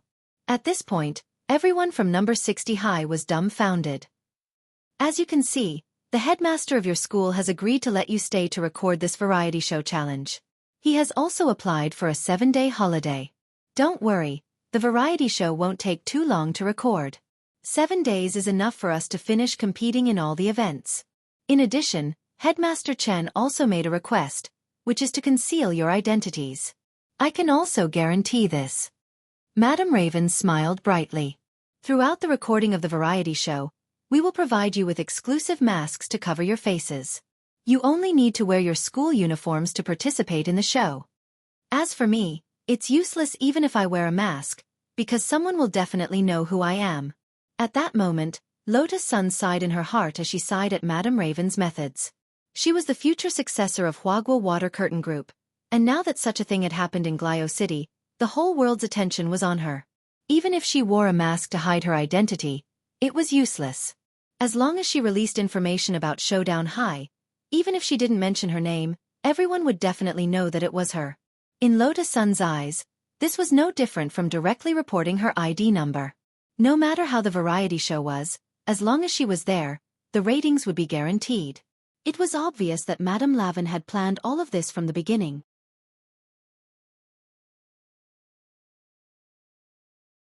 That's the situation. It seems that everyone already understands.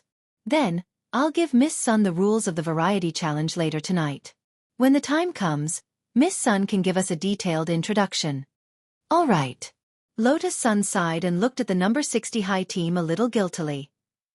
I've really troubled everyone by getting you all involved this time. Since we're already here, let's just take things as they come. Boss Sun, you don't have to be like this. We're also borrowing your light. In any case, we're all covering our faces, so it's not shameful to lose, said Hirogwa. It's indeed not a big deal if we lose. A variety show is entertainment in itself, and being funny and enjoyable is the first priority. Madame Lavin laughed. But if we win, there's an extra surprise. I can turn all the things you have bought today into gold. This? Super Chen was startled when he heard this, and immediately looked at Wang Ling. Then Lingzi will suffer a huge loss. He didn't buy anything except crispy noodle snacks.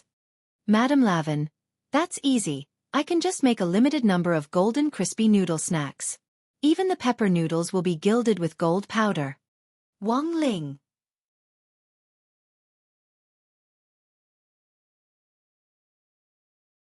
Chapter 1797.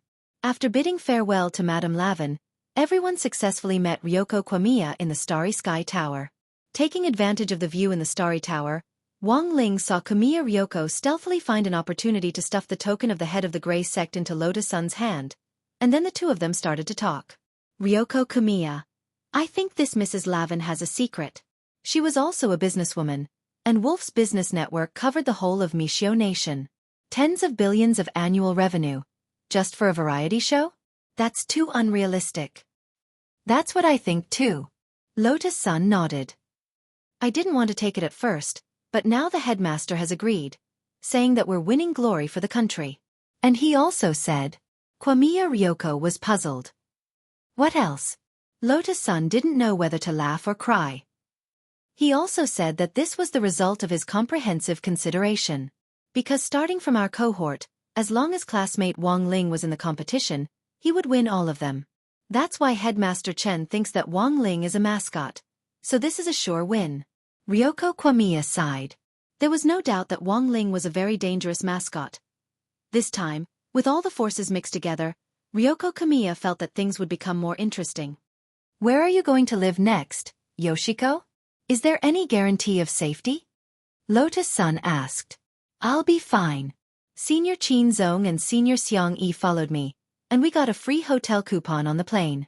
We were now staying in a resort hotel on the edge of Glyo City. The location was great, and it wasn't under the control of any forces. It's a blind spot. Kamiya Ryoko said, we'll settle down here so that we can intervene from the periphery to support you at any time. As expected of Senior Chin Zong, Lotus-san sighed. Instead of worrying about me, you should worry about yourself. There's obviously something wrong with this variety challenge. Although I'm not sure what Mrs. Lavin's purpose is, you have to be careful, said Kamiya Ryoko. Currently, the Crimson Orchid Association is in conflict with the army, but there is no conclusion yet. After all, this operation was ordered by the church. I'm afraid that the church has already negotiated with Makoxi, Lotus-san said. I don't think it's that simple.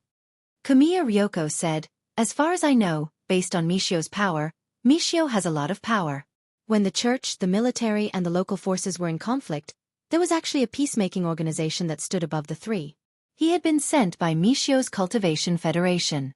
I remember it was called Heavenly Law Alliance? Heavenly Law Alliance? The Heavenly Tao Alliance doesn't belong to any city, and is directly under the head of state of Mishio Nation. For the sake of the head of state, these forces had to give him some face. Originally, we were quite successful in stirring up the conflict between the two sides. If the Heavenly Law Union intervened at this time and mediated the conflict, the Heavenly Law Union would not be able to deal with it. Even if they are united against a common enemy, they will still point their spear at us. Kamiya Ryoko rubbed her forehead, feeling an unprecedented headache. Now, Senior Seong Yi has already prepared for the worst. He can't be thinking of... That's right. He had already extracted the photos of the leaders of the three factions. If he really couldn't deal with them in the end, he would be able to kill them. He can only be the bad guy. Kamiya Ryoko said, when the time comes, be it the church's pope or the Heavenly Tao Union's alliance leader, Senior Seong Silverbullet would be enough to blow their heads off. That night, the Snail Hotel where the people from number 60 High were staying was under martial law. The people in charge of martial law weren't sent by Huagua Water Curtain Group, nor were they local mercenaries, but the direct troops of Madame Lavin's force. They were white warriors known as White Demons. They wore light armor from head to toe and each of them carried at least 2 katanas on their backs.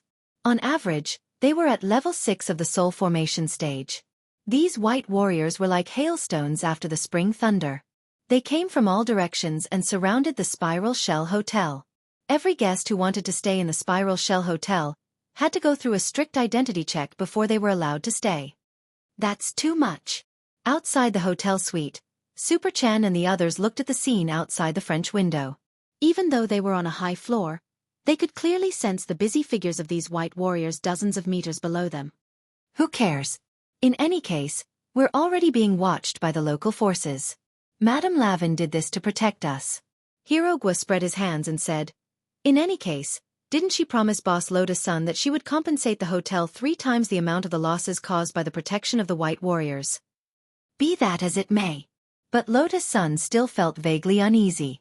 On the surface, it seemed that Madame Lavin's purpose in doing this was indeed to protect them so that they could smoothly film the next variety competition.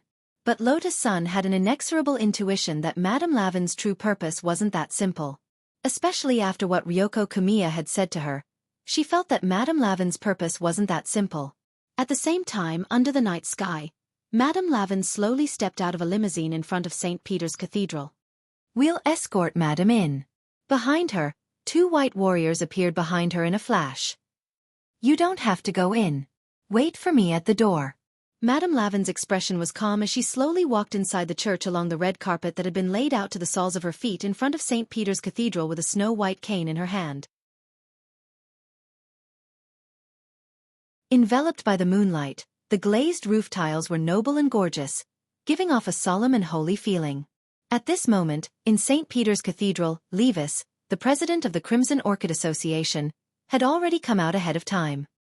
He was facing the portrait of the Virgin Mary with his eyes and half of his butt on the wooden bench, praying devoutly.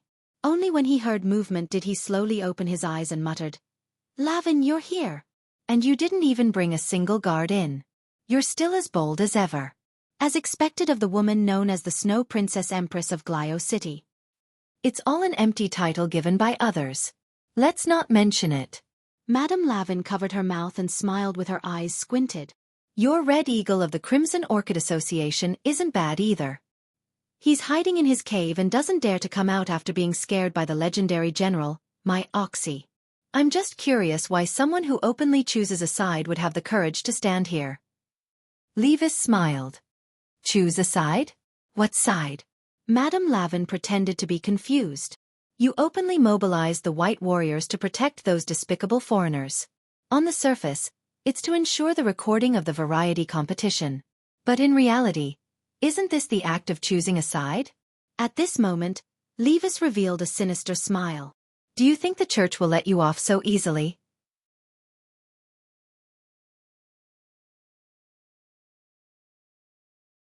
Chapter 1798. Ha ha. Madame Lavin was fearless in the face of such a question. Her laughter that sounded unusually gentle had a hint of disdain in it. She said with confidence and calmness, I respect the church and believe in the Holy Mother. The glory of the Holy Mother's existence will forever shine into the depths of everyone's heart and illuminate this country forever. However, this country doesn't belong to the Holy Mother, nor does it belong to any of us. Madame Lavin paused, opened her eyes and said, It's the same for this city called Glio City. We should trust each other and stay in our place. We shouldn't engage in a meaningless argument here. As soon as she finished speaking, a loud applause was reflected through the glazed tiles of the dome inside the bright St. Peter Cathedral and spread throughout the whole cathedral. A handsome man with long blonde hair applauded from the entrance of the cathedral as he walked along the red carpet.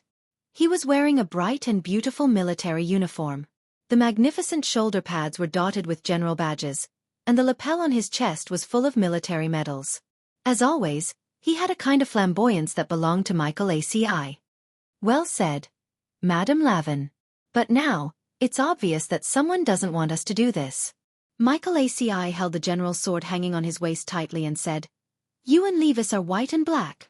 Instead of opposing each other, it's better to seek symbiosis. The church is the link that binds us together, so we don't have to go against the church. Speaking of this, he piously faced the Holy Mother and made a praying gesture. After all, going against the church is going against the Holy Mother. The three of us are not gathered here to divide Glio City. Michael ACI, I didn't expect an uneducated man like you to say such artistic words. How interesting. Since when did you learn to pray? I remember that you're not a very cultured person. Levis smiled. His voice was cold. Even in the face of Michael ACI, he was still fearless. I'm like this because of my daughter's influence. She's become more obedient recently. She seems to be infatuated with a literary organization and has begun to have an interest in learning. Michael ACI smiled and said, I don't want her to walk my path like me. My path is not easy to walk. It's easy to encounter wild dogs on the road. Bas. In the blink of an eye, the sword light slashed down and shrouded the church's glaze. The chair that Levis was sitting on was cut into pieces in front of everyone. Levis couldn't react in time and fell on his buttocks on the broken wood. Michael ACI's attack was too fast. He didn't even have time to react before he fell to the ground. Without a doubt, this was a form of humiliation. Just as Levis was about to curse out loud, he saw Michael ACI, who was standing in front of the Holy Mother's portrait, turning his head to look at him. His eyes radiated a faint killing intent that instantly poured down from the top of his head and into his spine. Levis, my tolerance for you is limited to the Holy Mother's face. If it weren't for the church, you and your Crimson Orchid Association would have perished. Next time, if you dare to talk nonsense again, it will be your head that explodes. His eyes were filled with killing intent. It was the gaze of a tiger staring at its prey. Levis sat on the ground, trying his best to remain calm. Just as the rumors said, Michael ACI had become even stronger after coming out of seclusion. If he hadn't held back with that strike just now, he might have lost his life. But even so, Levis's face didn't reveal the slightest hint of fear. With the support of an inexplicable confidence, his eyes met Michael ACI's once again. If my head can be personally removed by this legendary general, it might be a form of luck.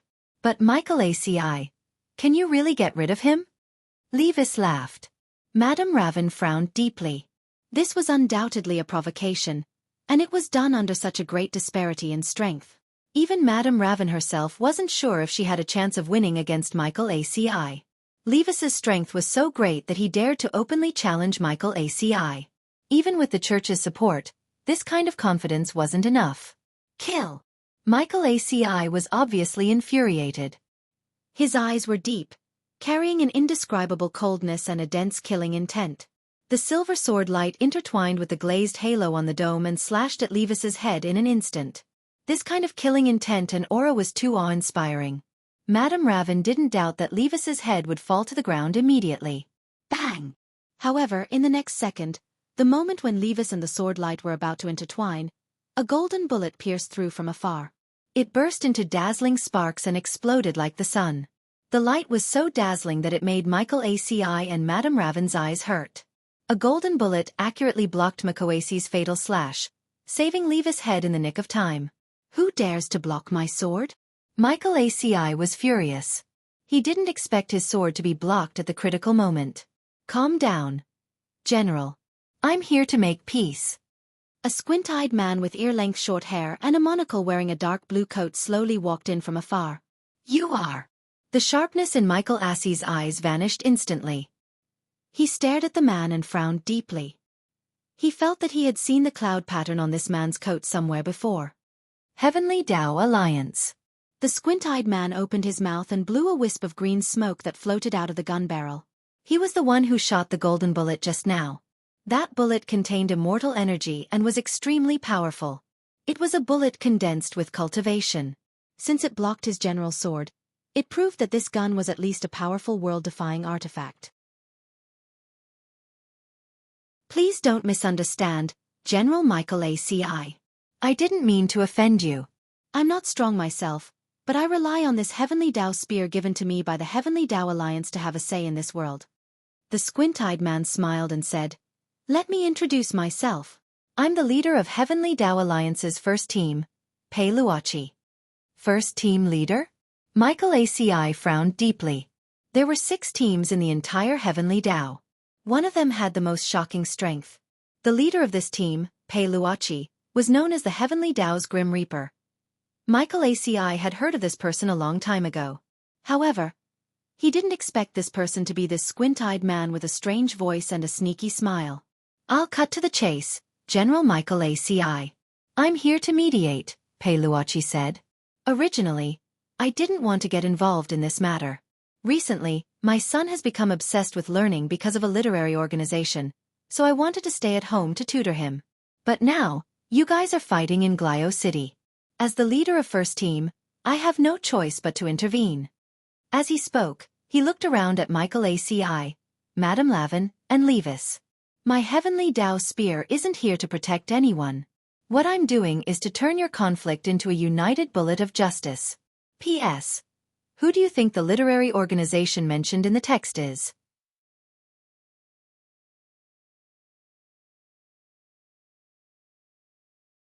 Chapter 1799. Here, it's always the fist that talks. Whoever's fist is harder controls the truth. Wielding the general's sword, there was a hint of excitement in Mike ACI's eyes as he stared at Pei Luochi. He had long heard of the Heavenly Dao Alliance's team leader, and thus didn't intend to let go of this opportunity to compete. As someone who had just come out of seclusion and stepped into a new realm, Mike ACI was really curious about whether the Heavenly Dao Alliance's battle strength was as heaven-defying as the legend said. BZZT!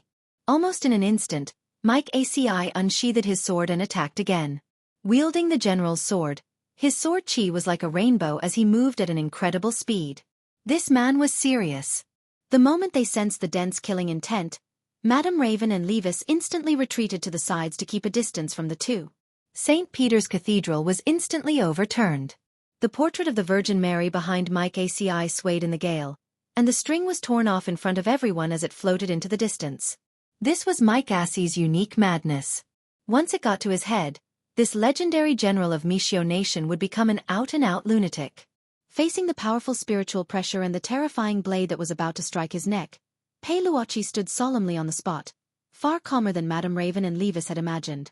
Earlier, Pei Luochi had claimed that he had relied on the heavenly Dao spear in his hand to get to this step, but now that he was standing in the middle of the field and facing Mike Assey's sudden attack, he was as unmoving as Mount Tai, which was enough to prove how extraordinary he was. Clang! The blade accurately struck Pei Luochi's neck with the sound of godly metal colliding.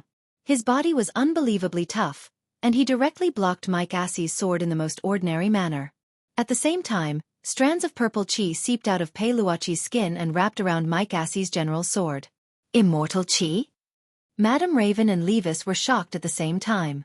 They could sense that this purple chi was extraordinary. They had already sensed it when the heavenly Dao spear had shot that golden bullet earlier. Now that this immortal chi was revealed again, both of them were horrified at the same time. Sure enough, Pei Luochi, the Heavenly Dao Alliance's team leader, had already become a venerated immortal after Earth leveled up. Mike Assey's sword failed to cut off the head, but the expression on his face did not change much. He snorted, and then put away his general's sword. He stared at Pei Luochi, who was still smiling with his eyes narrowed, and then said with a hint of coldness, "Why aren't you attacking? I've said it before, it's to unite all of you into a single force to fight against the outside world. That's why I had no intention of fighting General Makoasi from the start." Perugia replied, "My original intention was to mediate the conflict. If I were to make a move against General Mai 11, wouldn't that be the exact opposite of what I intended? At the same time, I hope General McAvoy understands. After all, they were all fathers. And there is also a child who recently fell in love with learning." "Heh, boring." Upon hearing that, Maxie sheathed his sword. He didn't like Peroche. From the moment this man walked into the church, Mike Osti felt that Peroche's face had an indescribable expression that deserved a beating. "I don't know if General Makoasi likes me or not, but even so, the most important thing for us to do right now is to work together sincerely, to avoid being sowed discord by the same opponents." Peroche said, "This time, I'm here to talk to all of you on behalf of the Great Pontiff." As he spoke, Peroche took out a beautifully framed jade scroll from his bosom. This is the Great Pontiff's handwritten letter. The Great Pontiff's personal signature and seal is also on it. Therefore, the result of my discussion with all of you is the final result of the discussion with the Great Pontiff. Why didn't the Great Pontiff come himself? Mike Osti was puzzled. The Great Pontiff is a person who loves to learn. Recently, he has been so engrossed in literature that he couldn't extricate himself. That's why he couldn't come himself. Peroche said, "Knowledge is the ladder to progress. The Great Pontiff is still as ambitious as ever." Madame Lavin walked over from the side. She had a smile on her face as she moved her slightly plump body. Her seemingly clumsy body was actually not slow at all. Mike Osti could sense that Lavin's and Levis's reactions had already surpassed what they had been when he had confronted Peroche earlier. They had also concealed some of their strength, and had improved even further than before. After confirming that Peroche was holding the Great Pontiff's letter, Mike Osti sighed deeply and stared at Peroche. "You intend to play matchmaker for us, but we already have a traitor here, don't we?" Hearing this, Madame Lavin was the first to laugh. "General, there's no need to use such an obscure excuse. You could have just given me my ID number." "That's right, I won over that Miss Sun and the members of number 60 high school to participate in the variety show challenge, and I sent my white warriors to protect them. But the truth is that this is the Great Pontiff's idea. This is the Great Pontiff's idea." This time, even Levis was shocked. Peroche smiled. "The Great Pontiff's purpose in doing this is actually to get Lavin closer to those people. That's why he needs to make arrangements in advance, including creating a conflict between President Levis's Scarlet Orchid Association and Huagua Water Curtain Group and Battle Sect. But the nun he sent to my side is from the Tengu." For a moment, Levis felt that his brain wasn't big enough to process everything, but he very quickly thought of a frightening possibility. Could it be that the Great Pontiff is... "That's right," Peroche said. "Now that things have come to this, I won't hide it from you anymore. The Great Pontiff is in fact an 8-star Tengu, and has an extremely high status in the Tengu ranks. The 6 high school students from Glio City who will be fighting number 60 high school this time were also carefully selected by the Great Pontiff.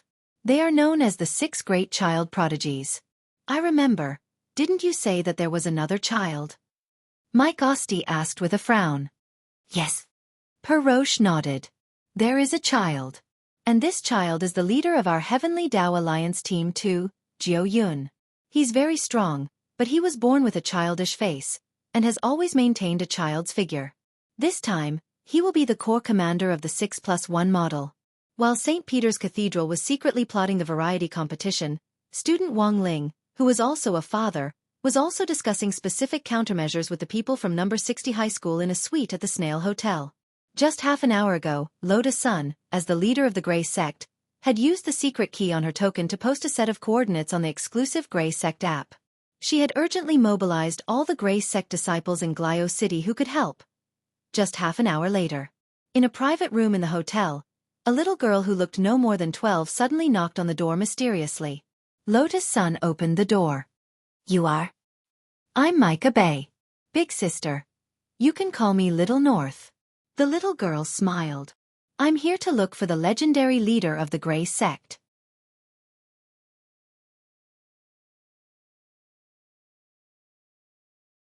Chapter 1800. Micah Bay. A little girl in a light blue dress. She was clearly very young, but she had dyed her hair a beautiful pink curly. Inside the room, when everyone from number 60 high heard the girl's name, they all simultaneously associated her with the name of Mishio's legendary general, Michael ACI. Super Chen was startled. This is the daughter of that legendary general? She's actually a Grey Sect disciple? Everyone sucked in a cold breath. There were very few Grey Sect disciples who could find this location unimpeded, and Micah Bay was protected by her identity as General Michael ACI's daughter. Even if the white warriors at the door saw her, they wouldn't think that this legendary general's daughter hadn't come to the hotel to have fun, but to look for the leader of the Grey Sect. To be on the safe side, everyone from number 60 high prepared to act according to the plan they had agreed on earlier. It was true that Lotus Sun was the leader of the Grey Sect, but the eyes of the various forces in Glio City were very complicated. Without any in-depth contact, everyone felt that it was better not to expose her identity as the leader of the Grey Sect. Thus, when it came to meeting the disciples, they decided that Lotus Sun would stay in the room and remotely direct the operation, while the rest of them would take turns playing the role of the leader of the Grey Sect. Even the sequence had been decided. The first person to play the role of the leader of the Grey Sect was Hero Gua. When the door to the room opened, Micah Bay walked in full of longing. Her eyes were sparkling, as if she had embarked on a path of cutting-edge literature and was about to realize her dreams. Hello, Miss Xiao Bei. I am the leader of the Grey Sect. Then, with Hero Gua's greeting, it was like a basin of cold water had been poured over her. There was clear astonishment on Micah Bay's little face. She looked at the fierce-looking little fatty in front of her, and for a moment felt like her dreams had been shattered. You are the leader of the Grey Sect? What, are you very disappointed? Seeing Micah Bay's downcast face, Hero Gua was in fact also dealt a heavy blow to his heart. He hadn't done anything wrong. He had just been entrusted with the task of protecting Lotus Sun's identity as the leader of the true sect. In the end, he hadn't expected to be despised by the Grey Sect disciples in Glio City in the first round. No, I'm not disappointed. Micah Bay tried to maintain her smile as she shook her head. I'm just desperate. Hero Gua, everyone else. Micah Bay. The leader of the Grey Church in my imagination is a person shrouded in light, not a person surrounded by fat. Hero Gua. It could be seen that after Micah Bay said this, Hero Gua almost couldn't sit still anymore. But for the sake of the bigger picture, the others stood in a row behind Hero Gua and firmly pressed down on his shoulders. The scene was indeed a little awkward, and even Wang Ling started to feel a little embarrassed on Hero Gua's behalf. Although old Gua's body was a little swollen, he could actually be considered a nimble fatty. As one of the students in the elite class, he had also been one of the top students in number 60 high's PE exam. He had never been humiliated like this before. It was not scary to be despised by the people around him. After all, the more derogatory their words were, the closer their relationship was. But when a complete stranger came up and gave him a head-on blow, Hero Gua instantly felt a heart-wrenching pain, and he almost couldn't take it anymore. Perhaps realizing that he had gone overboard, Micah Bay's little face was immediately filled with smiles. I'm sorry, Lord Sect Leader. Actually, I didn't mean it that way. I didn't mean a lot of what I said. I don't know why, but after seeing your face, I couldn't help blurting it out because it was so different from what I thought. It's fine, it's fine. Hirogwa tried his best to remain calm. By the way, little Bay, since you saw me post the coordinates and come here, you should know what happened, right? Also, you should know that your identity is very special. Of course I know. Micah Bay said, my father is Mishio Nation's legendary general, Mike ACI. It's precisely because of this that none of those white warriors dared to stop me or follow me when I went upstairs just now. They all thought I was here for a beauty treatment. A little girl needs beauty treatment? Hirogwa laughed. Of course girls need to take care of themselves, otherwise they won't be able to lose weight even if they want to, Micah Bay replied with a smile on his face. Micah Bay replied with a smile on his face, and these words made Hirogwa feel like he had been shot in the knee again. Let's not talk about this, little Bay. You know, I need your help now. No problem. Although I'm very disappointed with the appearance of the leader of the Grey Church, I'm still a loyal follower of the Grey Church. Your image in my heart is still that of a paperman. I just need to forget what you look like later. The leader of the Grey Church can only be what I see in my heart. Micah Bay said with a slightly yearning look in his eyes. Look, a speck of grey in the age. What a beautiful sentence. Wang Ling, Lotus Sun and the others. Are you sure it's okay, little Bay? We want you to be our informant, and we need you to provide us with information on your father Mike ACI's movements. Hirogwa asked. Of course it's okay. My father never has time to accompany me, and often yells outside about how to become stronger and stronger. I can't wait for him to lose face outside, and it'd be best if he stayed at home the whole time. Micah Bay smiled and said, if only my father could fall. In that case, I could prepare a cage at home and raise my father in it. Wang Ling. Hirogwa, everyone else. Hearing Micah Bay's words, everyone from number 60 high was a little shocked. Sure enough, all the pink hair was black. This was too frightening. Who would have thought that the legendary daughter of a legendary general would actually be a sickly girl? Okay, little Bay. You've passed the interview, and I'll be counting on you from now on. I'll get in touch with you through the exclusive Grey Church app, Hirogwa said as he tried to hold back his cold sweat. I understand, Lord Leader. Micah Bay nodded, then waved at everyone in the room. Then we'll talk online. Then, she directly left the room. For some reason, everyone from number 60 high instantly breathed a sigh of relief. Just receiving Micah Bay alone had already made Hirogwa feel like he had already lost half his old life. Can this person really be trusted? Hirogwa said doubtfully at that moment. I think so. Superchin said, her expression just now wasn't fake, she really wants to keep her father in a cage. Wang Ling sighed in his heart. He had only heard of benevolent fathers and filial sons, but didn't know that there was actually such a thing as benevolent fathers and filial daughters.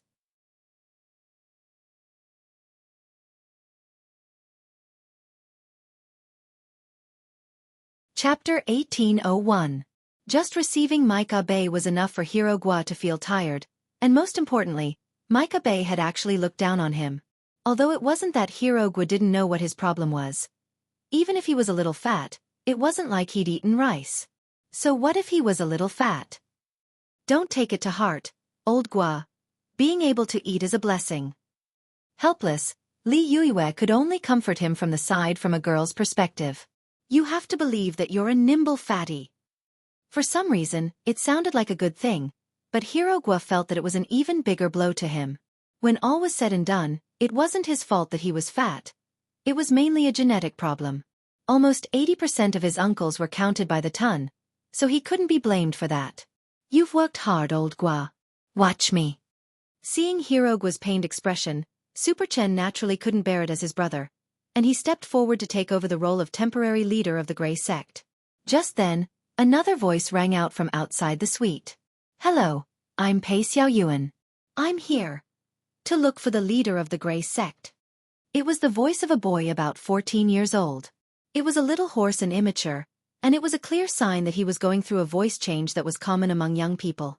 Li Yuiwe stepped forward and opened the door.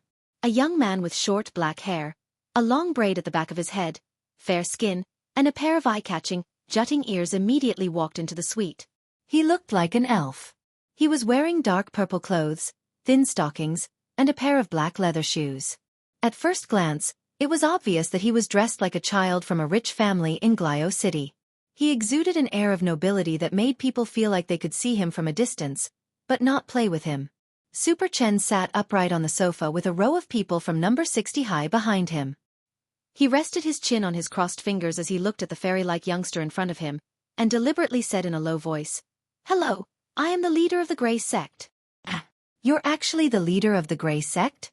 Like Mike Abe, after learning that Super Chen was the leader of the Grey Sect, Pei Xiaoyuan's slightly surprised little face turned a little disappointed. "What? Are you disappointed to see that the Grey Church's leader is a man? Do you think the leader of the Grey Church is a big sister and want to have a passionate relationship with him?" Super Chen said. Super Chen had casually made it up, but in the end, Pei Xiaoyuan's face and ears turned red on the spot as Super Chen's words struck him in the heart. "No. No way. I don't want to date the leader of the Grey Church. I have no intention of pursuing her," Pei Xiaoyuan anxiously refuted. Everyone at number 60 high, including Wang Ling, was instantly struck by this reaction. Even Lotus Sun, who was secretly observing from her room, slapped her face as she was equally shaken. F***CK. Look at this reaction. As expected, he wanted to date the leader of the Grey Church. Super Chen just didn't want to repeat Hirogua's mistake, so the moment the youngster entered the room, he decided to strike first. In the end, he hadn't expected his unintentional action to directly hit the youngster in the head. At such a young age, instead of studying properly, you only know how to think of such nonsense. Have you fully developed yet? You only want to date an older girl? Super Chen laughed. Little friend, studying properly is the right thing to do now. There's no future if you mature too early. If you do this, your father will be very disappointed. If he wants to be disappointed, then let him be. I can't wait for him to be more disappointed. Pei Xiaoyuan said unhappily, "That guy doesn't stay home all day. That's why I've decided to date a woman, marry her, and secretly have children to amaze him. Once he has grandchildren, I'm afraid he won't have time to work. That way, he can stay at home all day and help me take care of the kids." Pei Xiaoyuan gnashed his teeth and said, "I've always fantasized that one day, I'll be able to lock my father in a cage with my own hands. He has no idea how hard life is for me and my mom." Everyone at number 60 high sucked in a cold breath when they heard this. Why were kids nowadays so extreme? This was already the second time, wasn't it? Why did they like to lock their father in a cage at the slightest provocation? In fact, after Micah Bay and Pei Xiaoyuan's second time, Wang Muyu actually had a similar idea. But unfortunately, he felt that given his current strength, he wouldn't be able to beat Wang Ling at all. Forget locking his dad in a cage, it was already pretty good that he hadn't been sent here. Wang Ling, classmate Xiaoyuan, what you're doing is definitely wrong. If you want to make things difficult for your father, you just need to carry out our Grey Sect's missions in secret, Super Chen said. From your description, your father is obsessed with work all day, so he should be a big shot, right? What big shot? He's just a team leader in the Heavenly Dao Alliance. Pei Xiaoyuan spread his hands. Hearing this, the expressions of everyone at number 60 high instantly changed. The first one who came was Mike Abe, the daughter of General Mike ACI. The current Pei Xiaoyuan was actually the son of a team leader in the Heavenly Dao Alliance. How did they manage to develop two such excellent spies for a single set of coordinates? It was hard for everyone at number 60 high to believe that this was actually true. Everything was going too smoothly, as if the gods were helping them. Lotus Sun was also a little bewildered in her room. Her initial suspicion was that it was very likely that this senior called Qin Zong had sent a wave of luck in their direction. And this was the legendary purple chi from the east. But it was very obvious that Pei Luoqi was very secretive about the nature of his work. So Pei Xiaoyuan had no idea what on earth Pei Luoqi did. Pei Xiaoyuan gave a wry smile helplessly and said, "I don't know what my dad is doing in that strange organization. How can he be so happy as a team leader? Isn't it just collecting homework?" Everyone at number 60 high. Hearing this, Wang Ling couldn't help a drop of cold sweat running down his forehead. Collecting homework was fine. Given the nature of the Heavenly Dao Alliance's work, collecting homework probably meant that they were collecting heads. Then, do you think there's been anything unusual about your father recently? At that moment, Super Chen asked, "It doesn't matter how small the information is." Pei Xiaoyuan thought carefully for a bit, then said, "That's right. I remember. It doesn't seem right. I don't know if it has anything to do with my father." "Let's hear it first." Super Chen smiled. "It's like this. I noticed that every time my father left home, the Pope of St. Peter's Cathedral will come to my house to preach." "Preach?" "Yes." Pei Xiaoyuan nodded and said, "The Grand Pontiff said that my father is not at home all day because there are evil spirits in the house. That's why I brought the cross and holy water over. Every time, I had to work with my mom for a long time before I could use it." The number 60 High Team.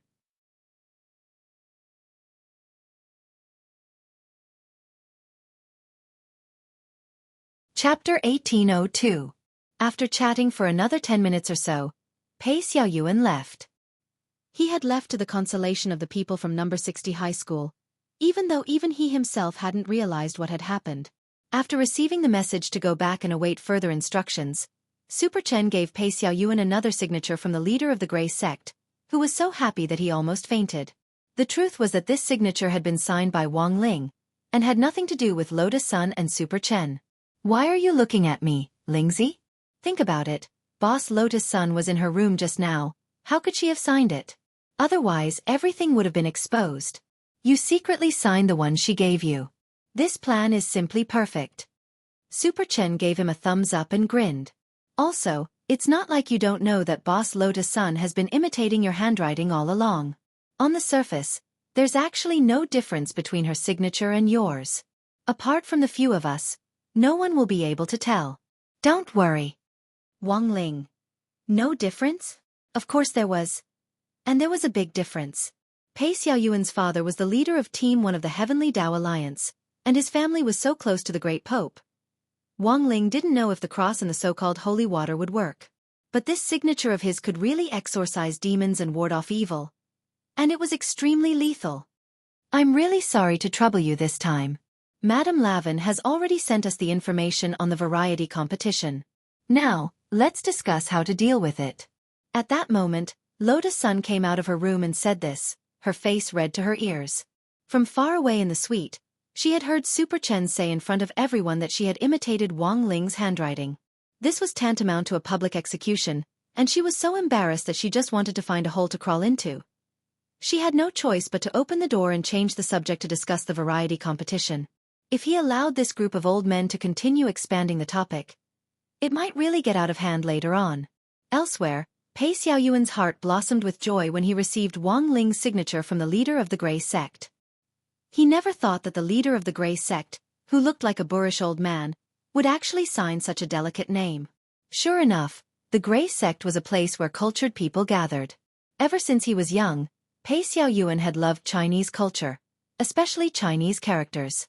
He felt that they were the most beautiful characters in the world. During the conversation in the suite just now, he had spoken in Mandarin. Although he wasn't very fluent and had a very thick accent, it was clear from the conversation that this group of Huaxiao people at least understood him. "Young master." Downstairs, surrounded by several white warriors, Pei Xiaoyuan got back into his black MPV. The butler had been waiting for a long time. "I'm done. Let's go home now." Pei Xiaoyuan was in a good mood. When he returned to the bungalow he lived in, he saw the pair of boots of the Great Pope at the entrance. As usual, he could hear the sounds of chanting coming from the house. "Ha! Ha ha! Ha ha! Hallelujah!" Although Pei Xiaoyuan didn't know why the voice sounded so urgent, he didn't take it to heart.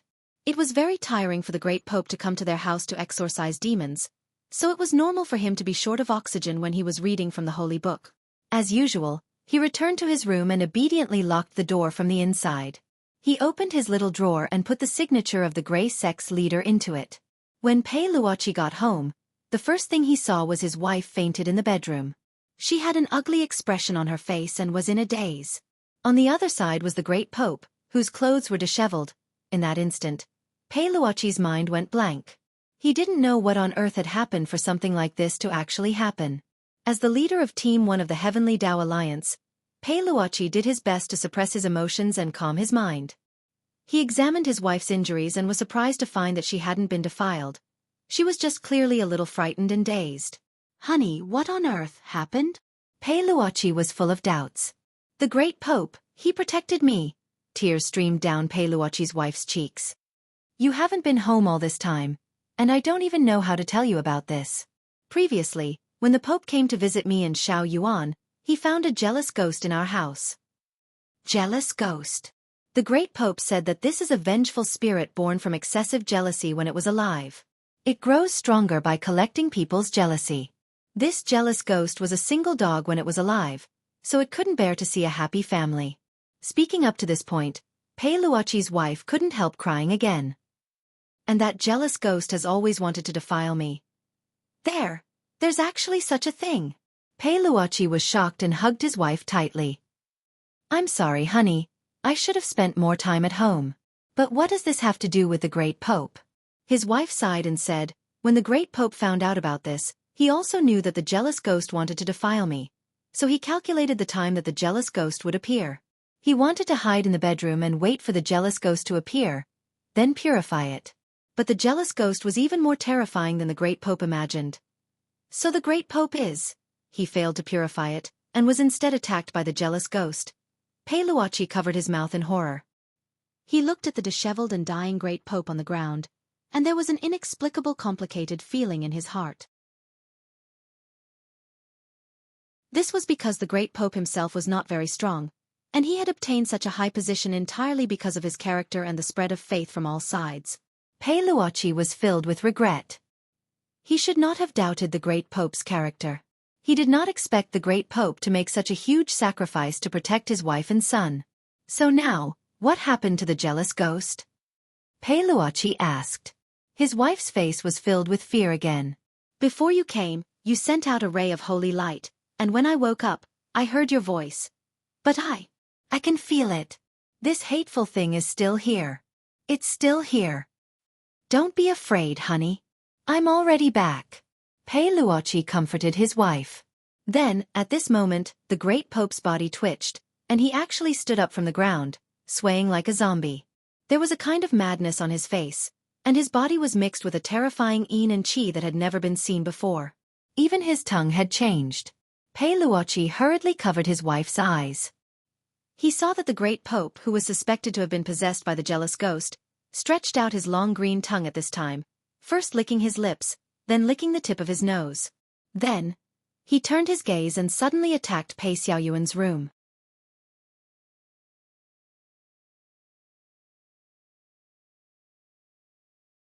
Chapter 1803. Why am I always alone? Why do all of you have someone you like? Even otaku can find a girlfriend in the end. But I don't. Why do you have a lady with such a beautiful voice to play games with you? She can even help you win. Why do I have nothing? In the end, I can only enter this old man's body.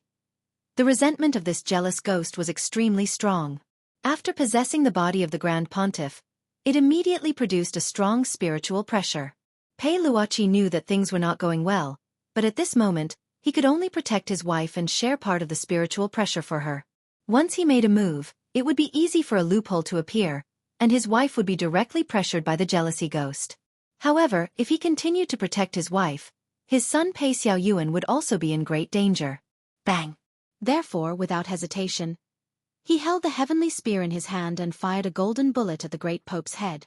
This was an immemorial bullet that was a mixture of immortal energy and spiritual energy. It was extremely powerful. According to Peiluochi's expectations, this bullet would be enough to penetrate the jealousy ghost's head, but at the same time, the explosive power of the bullet would also destroy his house. His son Pei Xiaoyuan would also be hurt. However, in order to protect both of them, Peiluochi had no other choice.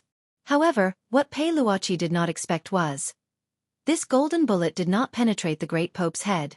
Instead, it was blocked by a condensed black resentment at the back of his head. The powerful resentment energy surrounded the great Pope's body, emitting a green and black protective light. It was like an iron wall that wrapped around the great Pope. "Don't worry about me. Go save our son," his wife urged, shaking Peiluochi's arm with all her might. However, it was too late. How? Peiluochi was shocked. Faced with his wife's urging, his mind went blank and he felt powerless. There was a loud bang. At this moment, the great Pope, who was possessed by the jealousy ghost, punched through the wall and appeared directly in front of Pei Xiaoyuan. His face was extremely ferocious, and his eyes emitted a faint green light. Pei Xiaoyuan was scared out of his wits. He was rooted to the ground and did not dare to move at all. This kind of pressure was beyond what a child could bear. Run! Pei Luoqi was extremely anxious. He roared loudly. At this moment, the great Pope stretched out his long tongue and was about to tie Pei Xiaoyuan up and lick him. However, in the next second, a beam of golden holy light suddenly appeared. This holy light reward was too sudden.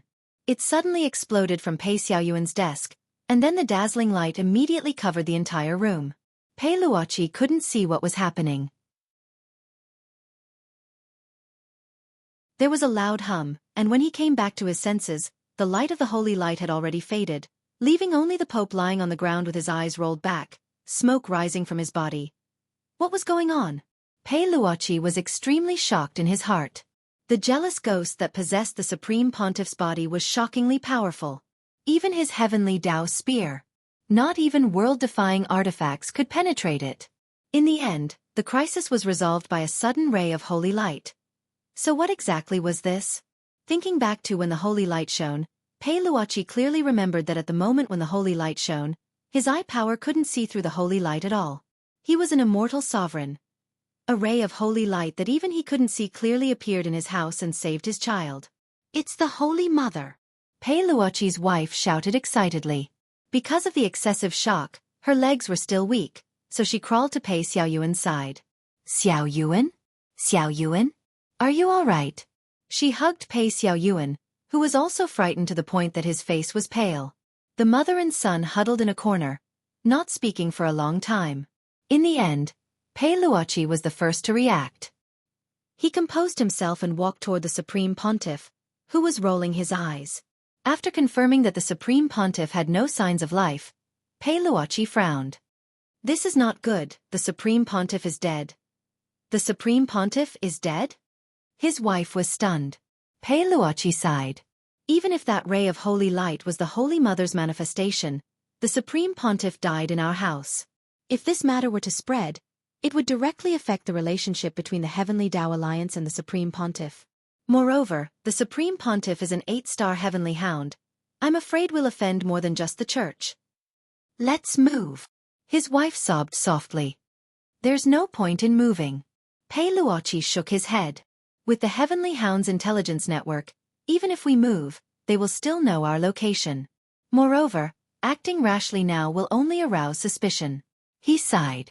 Outside, he was the team leader of the Heavenly Dao Alliance's first team. But when he returned home, he was the family head that protected this small world. Facing his wife and child, Pei Luoqi had no other choice. He half-squatted down and hugged his wife and son, Pei Xiaoyuan. He comforted them. Next, our family will have to go through this together. I hope that you can trust me unconditionally. This is a hurdle, and we have to get through it now. Then what should we do now? Pei Luoqi's wife asked. Next, I want you to think of a way to clean up the house. Don't leave any clues or evidence behind. At the same time, don't tell anyone that the Supreme Pontiff came to our house, Pei Luoqi said bitterly. He then looked at the Supreme Pontiff's corpse on the ground. As for the Supreme Pontiff's corpse, let me handle it. Now, not only do I have to put aside the relationship between our family and the Supreme Pontiff, I also have to put aside the relationship between the Heavenly Dao Alliance and the Church. For Pei Luoqi, this was a huge accident. Everything seemed to have happened suddenly. The Supreme Pontiff's death was a huge bomb. If this matter was leaked, it would have a huge impact. And if outsiders knew that the Supreme Pontiff died in his house, all of Pei Luoqi's explanations would be futile. Even if he could find evidence of the jealous ghost, it would prove that the Supreme Pontiff was possessed by the jealous ghost in order to protect his family. But he could not explain what that holy light was. So there was only one way for Pei Luoqi to go. That was to do everything possible to disassociate himself from the Supreme Pontiff. And to cover up, he had to find a reasonable scapegoat. As the team leader of the Heavenly Dao Alliance, He originally came to mediate the conflict. But now, he had to use his identity to create a new truth about the Supreme Pontiff's death. After thinking about it, Pei Luochi felt that there was no other way. He felt that in this situation, letting Michael ACI take the blame was the best. The error-free chapter of The Immortal King's Daily Life will continue to be updated on the mobile game bar. There will be no advertisements on the site. Please collect and recommend the mobile game bar. If you like The Immortal King's Daily Life, please collect. The Immortal King's Daily Life mobile game bar is updated the fastest.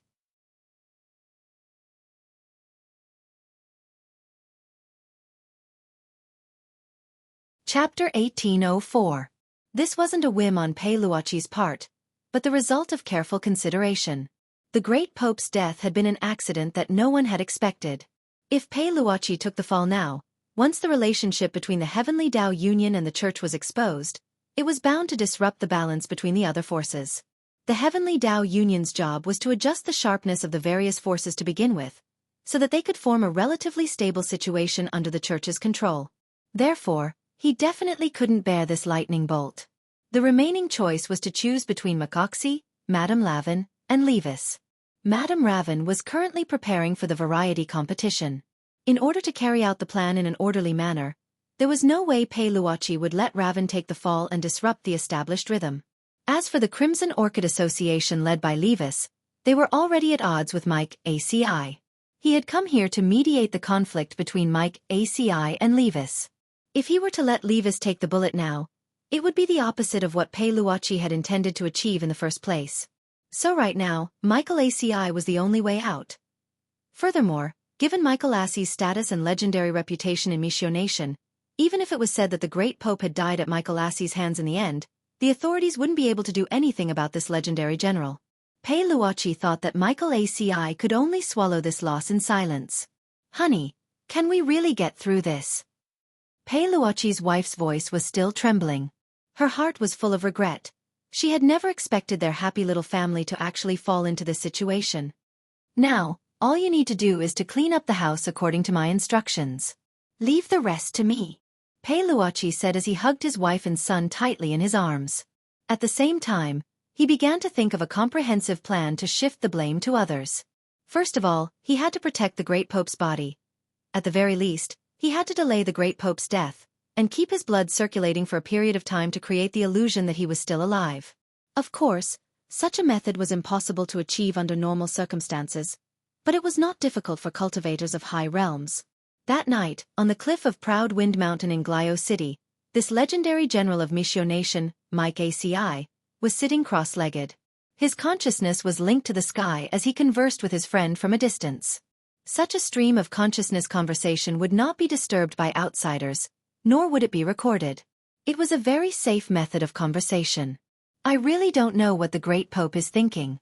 A mafia organization like the Crimson Orchid Society is completely unreliable. I, Michael ACI, have never suffered such humiliation. If he wasn't the Supreme Pontiff, I would have exterminated him as well." Michael ACI communicated telepathically. A burst of slightly aged laughter came from the other side. Right now, the two other legendary generals of Michio Nation were talking to Maishi, Admiral Meng Qi of the Navy and Admiral Lai Kong of the Air Force. Marine Admiral Meng Qi quickly laughed after hearing the words. "Mike, you don't know this. For the Crimson Orchid Association to be able to be so arrogant in a place like Glio City for so many years, they naturally had some connections with the Church. It's fine if you just say it. After all, the great Pope's identity is extraordinary." Michael ACI sighed.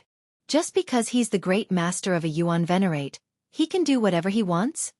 Admiral Lai Kong also laughed.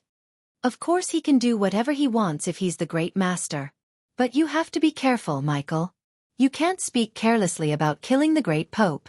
If you mess up your relationship with the Yuan Venerates in the future, it won't be worth it."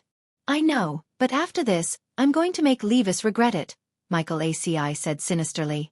As Meng Qi and Lai Kong had said, because of the interference of the Church and the Heavenly Tao Alliance, he could only give up on this operation to destroy the Crimson Orchid Association.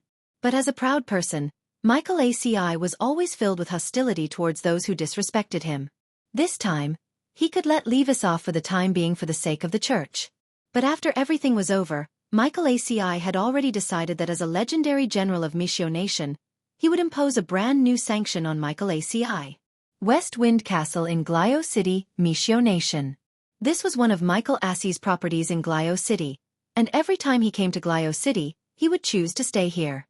After talking to the other two generals, he felt a lot better, and immediately returned to West Wind Castle. His youngest daughter, Michael ACI, was still studying in Glio City, and usually lived in the castle. For an old father, when he was feeling extremely down, the greatest consolation was perhaps to be able to see his daughter by his side. When the gate to the castle's front courtyard opened, Michael ACI swaggered in, sword in hand. "Where is little Bay now?" he asked. The maid sweeping the floor bowed respectfully. "Young Miss is playing in the manor at the back.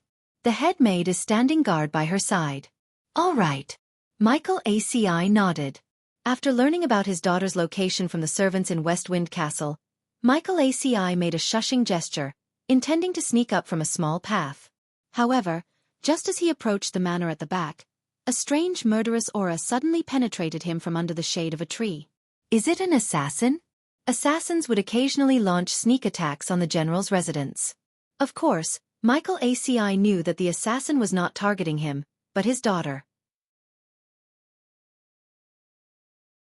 As long as his daughter was kidnapped, he would have the right and authority to threaten him. Therefore, when Mykoasi wasn't by his side, he found a powerful chief maid to serve Mykoasi at all times. She was specifically responsible for Mykoasi's safety. That was why when Michael ACI felt the murderous aura, his first reaction was that the assassin hiding behind the tree was to harm Michael ACI while he was on his way back. "Little thing, your luck is too bad, you just happened to bump into me," Michael ACI sneered in his heart. Without the slightest hesitation, he pulled out his sword and aimed at the tree trunk. Swoosh! A large amount of blood spurted out from behind the tree trunk and splattered on the ground. After Mykoasi sheathed his sword, the assassin who was hiding behind the tree fell into a pool of blood. Michael ACI walked to the front of the tree expressionlessly, then turned the assassin over with his foot. When the assassin's face was revealed, Michael ACI's expression instantly changed. The Great Pontiff. The Great Pontiff. Why was he here? Michael's heart was filled with shock. He had just expressed his dissatisfaction with the Great Pontiff's decision to the other two generals, and had even said that he wanted to kill the Great Pontiff. Now the Great Pontiff had really died by his sword. If the Yuan Venerate knew about this, he would definitely be in deep trouble. Michael ACI broke out in a cold sweat. He did not know why the Great Pontiff would appear here. But judging from the current situation, the Great Pontiff had been killed by him. His general sword had a very special sword mark that could not be deceived. There's no other way. Michael ACI's mind was racing as he tried his best to think of a way to disassociate himself from the Great Pontiff. Then, he thought of a very suitable candidate to take the blame, Levis.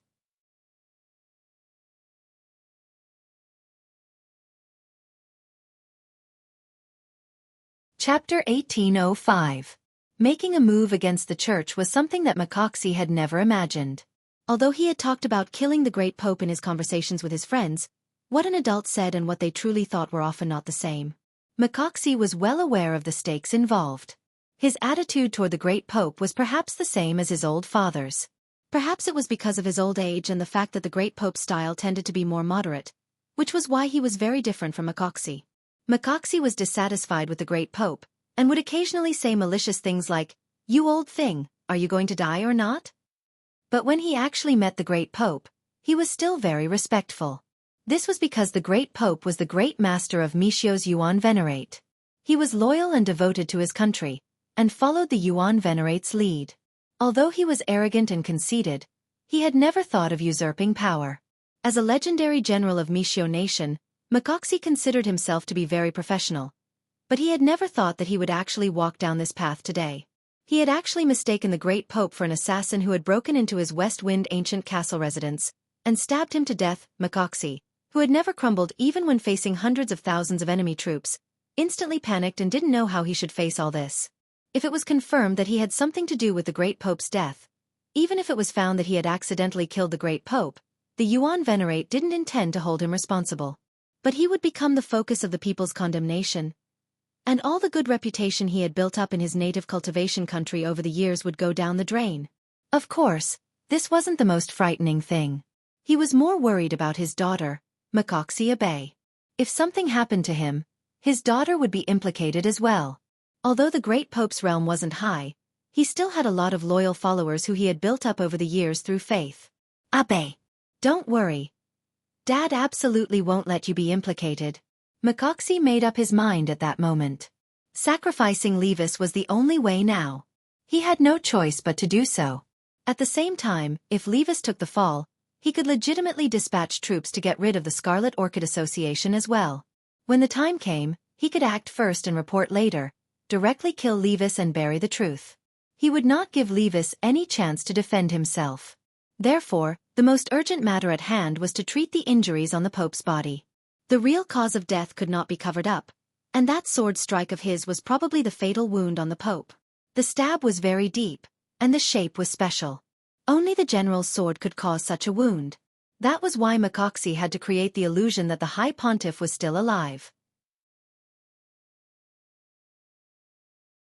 He had to use some means to stop the wound, repair the sword wound, and replenish the High Pontiff's blood, so that the blood could continue to flow through his body for a while. Although he would have to pay a huge price to forge such an illusion, in order to preserve the current situation and protect his daughter, he had no choice but to do it no matter how big the price was. At the same time, in the backyard, Mike Abe was sitting on a swing with a book in his hand. The head maid looked in the direction of the cobblestone path and frowned slightly. The general is already here. Why isn't he here yet? Was it because of what had happened? Does Miss want to take a look? Don't worry about him. Maiko Abe answered calmly. He might have run into the Great Pontiff on the way. Supreme Pontiff? The Great Pontiff is here? Yes. Mike Abe smiled. I saw the Great Pontiff coming here earlier, but he did not respond when I spoke to him. I only reminded him that my father would definitely pass through the cobblestone path to visit me today, so it would be best for the Great Pontiff to wait for him by the side. Do you think my father killed the Great Pontiff as an assassin? That would be interesting. Miss, you must be joking. The head maid wiped the cold sweat off her forehead and smiled bitterly. Assassins all have a murderous aura. If the Great Pontiff was here to see the general, why would he have such a murderous aura? The two must have bumped into each other and were having a conversation. Yes, that's true. Mike Abe nodded and continued to read the collection of works in his hands. Miss, you've read this collection of works several times, but why do you only read this one every time? You don't understand. Mike Abe's eyes flashed. It's like a speck of dust in this era. It's too beautiful. After the meeting at St. Peter's Cathedral, Madame Lavin and Levis found a private clubhouse for a private talk. The place was surrounded by the Crimson Orchid Association's mafia members and white warriors. Lavin, since there's only the two of us here, I'll get straight to the point. Levis crossed one leg and stared at Madame Lavin. Actually, it wasn't the Heavenly Tao Alliance and the Church's intention to protect me. Isn't that right? President Levis, why do you say that? Madame Lavin smiled. Although the Crimson Orchid Association is related to the Church, the Crimson Orchid Association is just a mafia that occupies some territory in Glio City. It's a dispensable existence. Levis said, it's just that this time, they happen to be dealing with the Battle Sect and the Huagua Water Curtain Group, so they use the Crimson Orchid Association as cannon fodder. Since the Great Pontiff is one of the Heavenly Dogs, it's reasonable for him to send someone from the Heavenly Dogs to negotiate with me. Of course, I also have to thank you. If it weren't for you, Lavin, we might not even have had the chance to be cannon fodder. President Lee, you must be joking. This was just a stopgap measure. Seeing that she couldn't hide it anymore, Madame Lavin said bluntly. What benefits did the Church promise you when you mentioned this plan? Is it to directly take over my position as president after the deed is done? Levis laughed. Lavin, you've really made a good plan. If number 60 High from Huaxiao Nation loses this competition, not only will you not give up control of your wall wolf cultivation supermarket, you'll also directly swallow up my Crimson Orchid Association. Hearing this, Madame Lavin continued to smile. But from what President Lee says, you don't seem to hate me too much? Of course I don't hate you. Instead, I have to thank Lavin. If it weren't for you, I'm afraid I wouldn't be able to see the sunrise tomorrow. Even if I hate you, I also hate the Church. We've worked together for so many years, but they didn't even give us a chance. If it weren't for you. At this point, Levis's eyes were red as he gnashed his teeth and said, if I had the chance, I really wanted to kill that old thing, and stir up a reign of terror in St. Peter.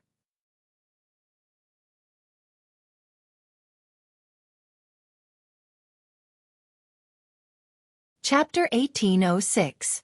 It didn't feel good to be used as a chess piece. Ever since Levis became the president of the Crimson Orchid Association and started working with the church, he had imagined how the church would deal with him if they felt that he was useless one day. He thought that the church would be as kind as the Virgin Mary and talk about martial ethics, but he didn't expect that abandoning the entire Crimson Orchid Association was still the church's first choice when faced with related problems. If it wasn't for Levine, Levis felt that he would have become a rotten corpse that was casually abandoned in a hidden corner of the street and slowly turned into bones that would be eaten by the stray dogs in Glio City. Thus, Levis now. He hated. He really wanted to kill the great Pope. If he really did it, it might be possible. Because the great Pope's realm was not strong, but because of his identity and the protection of masters, it was rare for the great Pope to leave alone. He might only let his guard down when he entered a friend's house. But who were the great Pope's friends? Just a few hours ago, the arrogant My ACI was one, and Team 1 leader Pei Luochi of the Heavenly Tao Alliance was another. With these two peerless masters as friends, he naturally didn't have to worry about his safety when he went to their houses. So to sum up, there were very few chances to find the great Pope alone. Levis was well aware of the stakes involved. Admittedly, he was just thinking about it to relieve the anger in his heart, and he was not really going to kill the old man. President Lee, you don't have to be so angry. Our sincere cooperation is the way of the king. Madame Lavin smiled again. Her rich and meaty face seemed very elastic when she smiled. Levis could only smile bitterly. When he first saw Lavin, he felt that this woman who hid a dagger in her smile was not easy to deal with, but he didn't expect her to be so scheming. These years, she had been running a large supermarket chain under the guise of a variety show producer. It seemed like she was doing legitimate business, but she was actually running a variety of illegal businesses. Levis looked at the white warriors who stood solemnly around him and felt a deep sense of irony. Forget it. The current situation was not in his favor. He could only think of a way to make a concession first, and then come up with a long-term plan. He, Levis, would take back what belonged to him sooner or later. With that in mind, Levis took the initiative to stand up and extended his hand in a gentlemanly manner. Well then, Madame Lavin, I hope that we can cooperate sincerely in the future. He tried his best to hide the sharpness in his eyes and lowered his head. At this time, Raven also reached out and shook hands with Levis. President Lee is indeed a smart person. Sincere cooperation. Whether it's the Huagua Water Curtain Group or the Battle Sect, we'll wipe them out in one fell swoop. On the way back to the villa, Levis had a headache. He poured himself a glass of tequila and walked to the sliding glass in the living room, looking at the bright moon outside the window. Looking up at the starry sky and thinking about life was something Levis often did. His peripheral vision swept across the courtyard that seemed to be covered by a layer of white muslin. Suddenly, he caught sight of a white figure. This white figure was hiding behind a shrub in the courtyard, as if he was ambushing something. The first thing he thought of was Raven's white warriors. This Lavin. Levis was so angry that he crushed the glass in his hand into powder. On the surface, they said that they were cooperating sincerely, but in reality, they had sent a white warrior to follow him to his home to kill him? Levis was furious. He channeled spiritual power in his palm and condensed it into the shape of a blade. Then he threw it forward. Whoosh! The speed was so fast that the white warrior in front of him had no time to react. This small flying knife formed from spiritual power directly pierced through the white warrior's head. Levis was determined to kill and did not leave any leeway. Even if Raven found out, he was not afraid. It was against the law to trespass into his residence without his permission. Levis thought it was ridiculous. He was the leader of the largest mafia organization in Glio City. He did not expect that he would have to protect himself from the perspective of the law at this time. If he had not chosen to walk the path of the Crimson Orchid Society's president and instead become a law-abiding citizen, even if his life was worse than now, he would at least be able to live a stable life, right? Levis sighed in his heart. He pressed a button to open the sliding door to the courtyard and slowly walked toward the white warrior's corpse. At this time, Levis had already prepared the corpse-decomposing water. This was one of the common methods of the mafia. It was to erase everything without leaving any traces after such an accident.